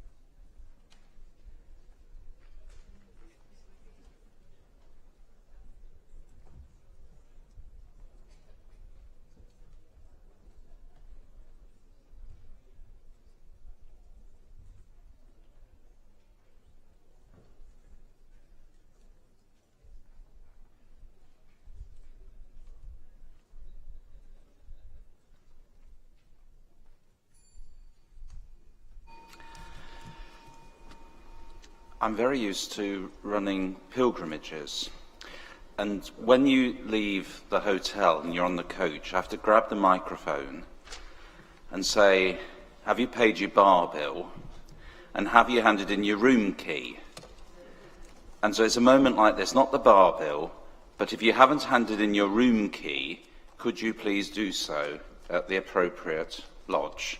Thank you very much. That's the end of that notice. We're into item 30, farewells, and I call on the clerk to the Synod to make a brief farewell before we move on to the other farewells. Thank you, Chair. Our first farewell this afternoon is to a member of staff and a great colleague of mine, Sean Hughes-Carey. Sean has been Administrative Secretary to the Synod team in the legal office since July 2013. In that role, his duties in relation to Synod involve compiling the business done, which I'm sure you all read very carefully, projecting motions and amendments, and of course, operating the electronic voting system. In all these respects, Sean has performed his duties not just with professionalism, but with panache. The platform will be less colourful and stylish without him. But we lose Sean for the best of reasons, as I'm delighted to say that he has been recommended for training for the ordained ministry,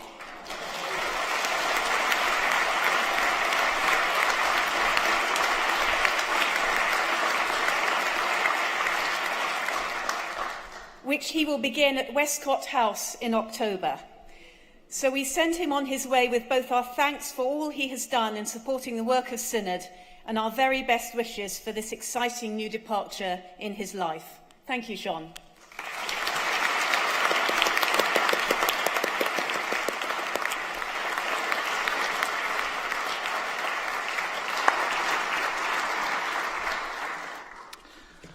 I now call on His Grace the Archbishop of York to say farewell to the Chair of the Diocese Commission, Professor Michael Clark.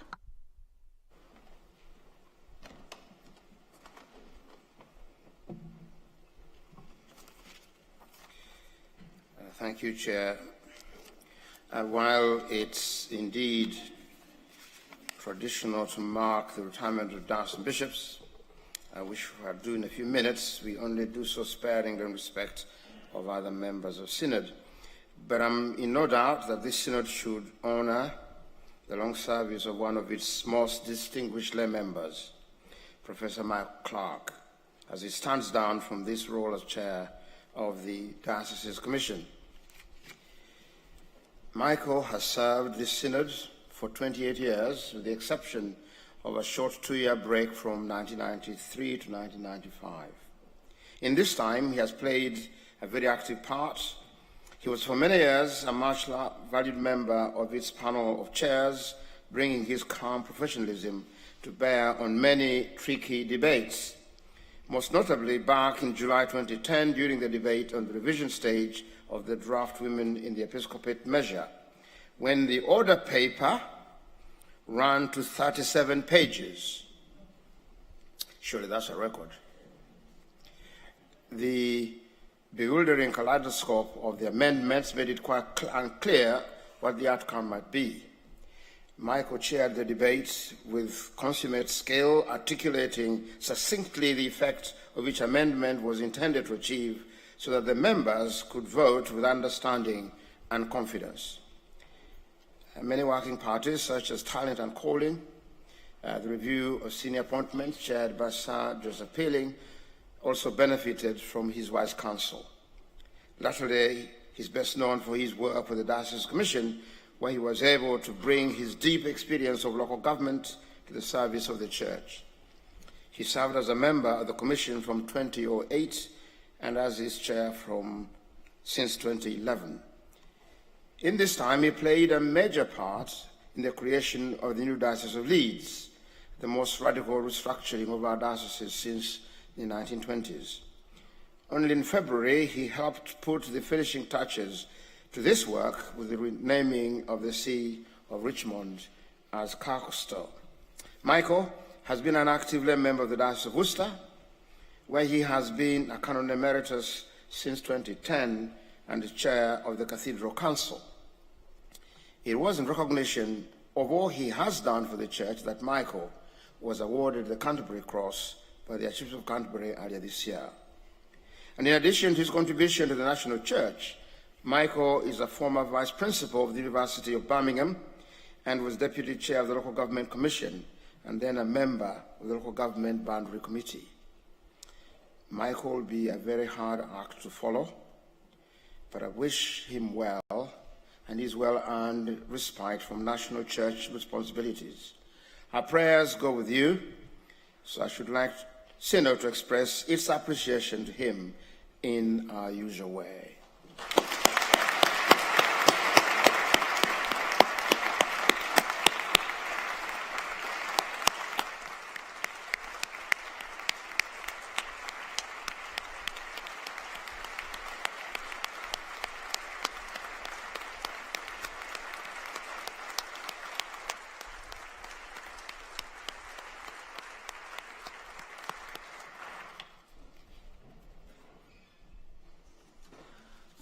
I now invite the Archbishop of York to express our thanks and farewells to the Right Reverend Alistair Redfern, Bishop of Derby. Before I do that, Professor, I've got 2 copies of what I've said about you in here.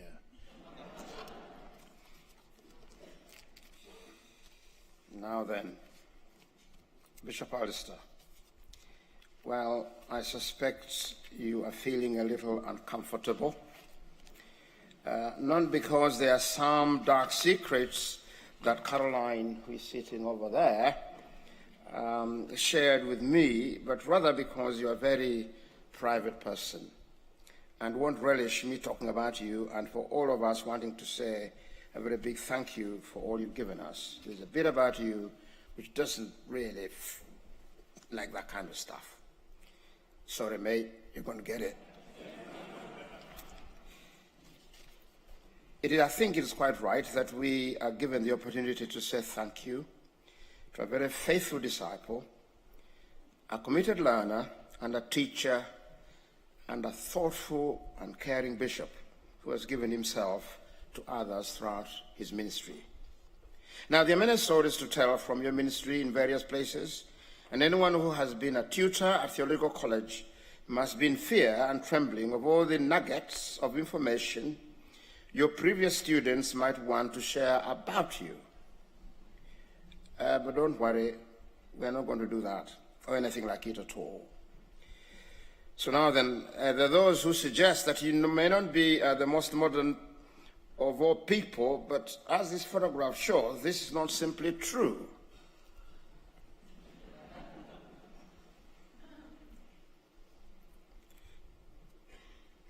Picture here clearly enjoying a game of Angry Birds, or was it Candy Crush, with your Episcopal colleague. It might be worth wondering who is teaching whom in this enterprise. But on a more serious note, this picture captures something of a teacher, a pastor, and a bishop. You are, Alistair. One of your deans commented that you encourage and support clergy quietly and without fuss.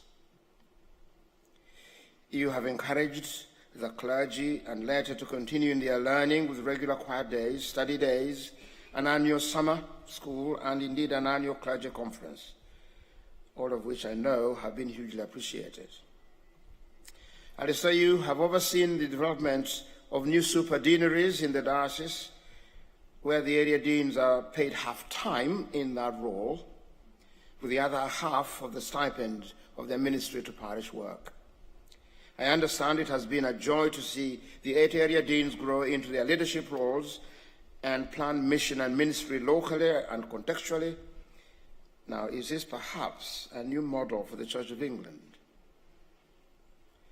You are a passionate supporter of church schools, and in September, the new Derby Cathedral School will be opened, the first secondary school, the first church secondary school in the diocese. Now, that's again not a small achievement.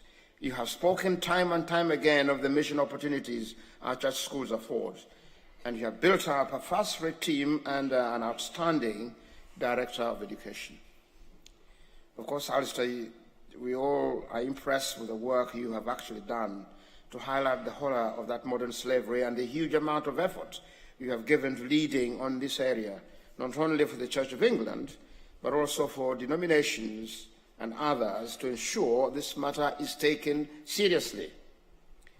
You founded the Clear Initiative, a national project linked to the Church of England working with dioceses to tackle modern slavery. You speak regularly at conferences about slavery, and you produce related theological resources, including a Lent course and a book, The Clear Initiative, T.T. Carter and the Fight Against Modern Slavery. As a member of the House of Lords, you are on the select committee that scrutinized the draft modern slavery bill and worked exceptionally so hard to take it through Parliament for enactment in 2015. Now, this was only the second piece of anti-slavery legislation in British history since 1807, and the first in Europe. In addition, you represent the Church of England alongside colleagues from the Vatican on the Global Sustainability Network. This is a network of key philanthropists and global leaders who work towards fulfilling Global Sustainability Goal 8, the eradication of slavery. Alistair, you've also found time actually to be the chair of the Independent Anti-Slavery Commission's advisory panel, which is not a small task. A founding member of the Derby and Derbyshire Modern Slavery Partnership, the Church of England's representative on the Santa Marta Group, vice chair of the Anglican Alliance, again, time-consuming stuff, and the co-chair of the Mad Faith Centre in Derby. Sitting there and seeing Caroline over there, your wife, we all know of her work and commitment to the life of the Church. She has been a very great support to you, or rather, maybe I better put it this way, to say you both supported each other, because I've seen both of you at very close quarters. It's mutual support, not one doing one for the other. So Alistair, we know that you won't really retire, But we want to thank you for all you've done over the years.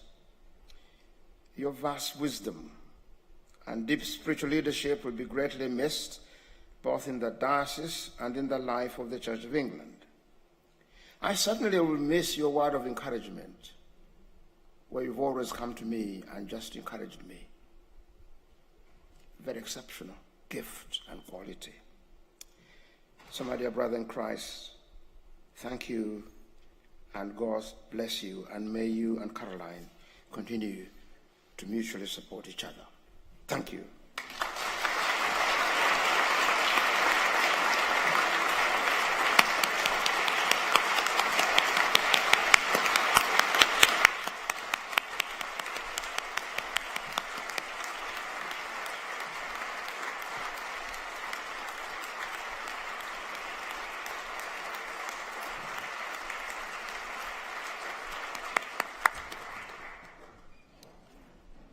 You two won't escape without getting copies of what I've just said.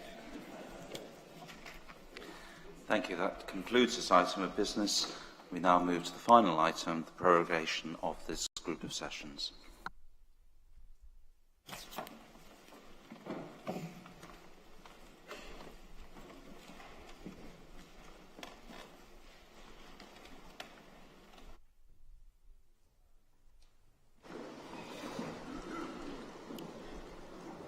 I always give the blessing before you are prologued.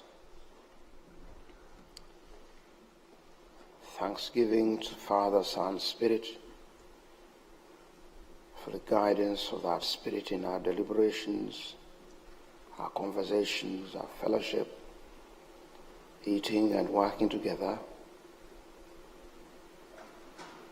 Thanksgiving for each other. So may God, the Holy Trinity, make you strong in love and faith and hope, defend you on every side, and guide you in peace and truth. And the blessing of God Almighty, the Father, the Son, and the Holy Spirit be among you and remain with you always. Amen. In accordance with Standing Order 45, I prorogue this group of sessions. Let us go in peace to love and serve the Lord.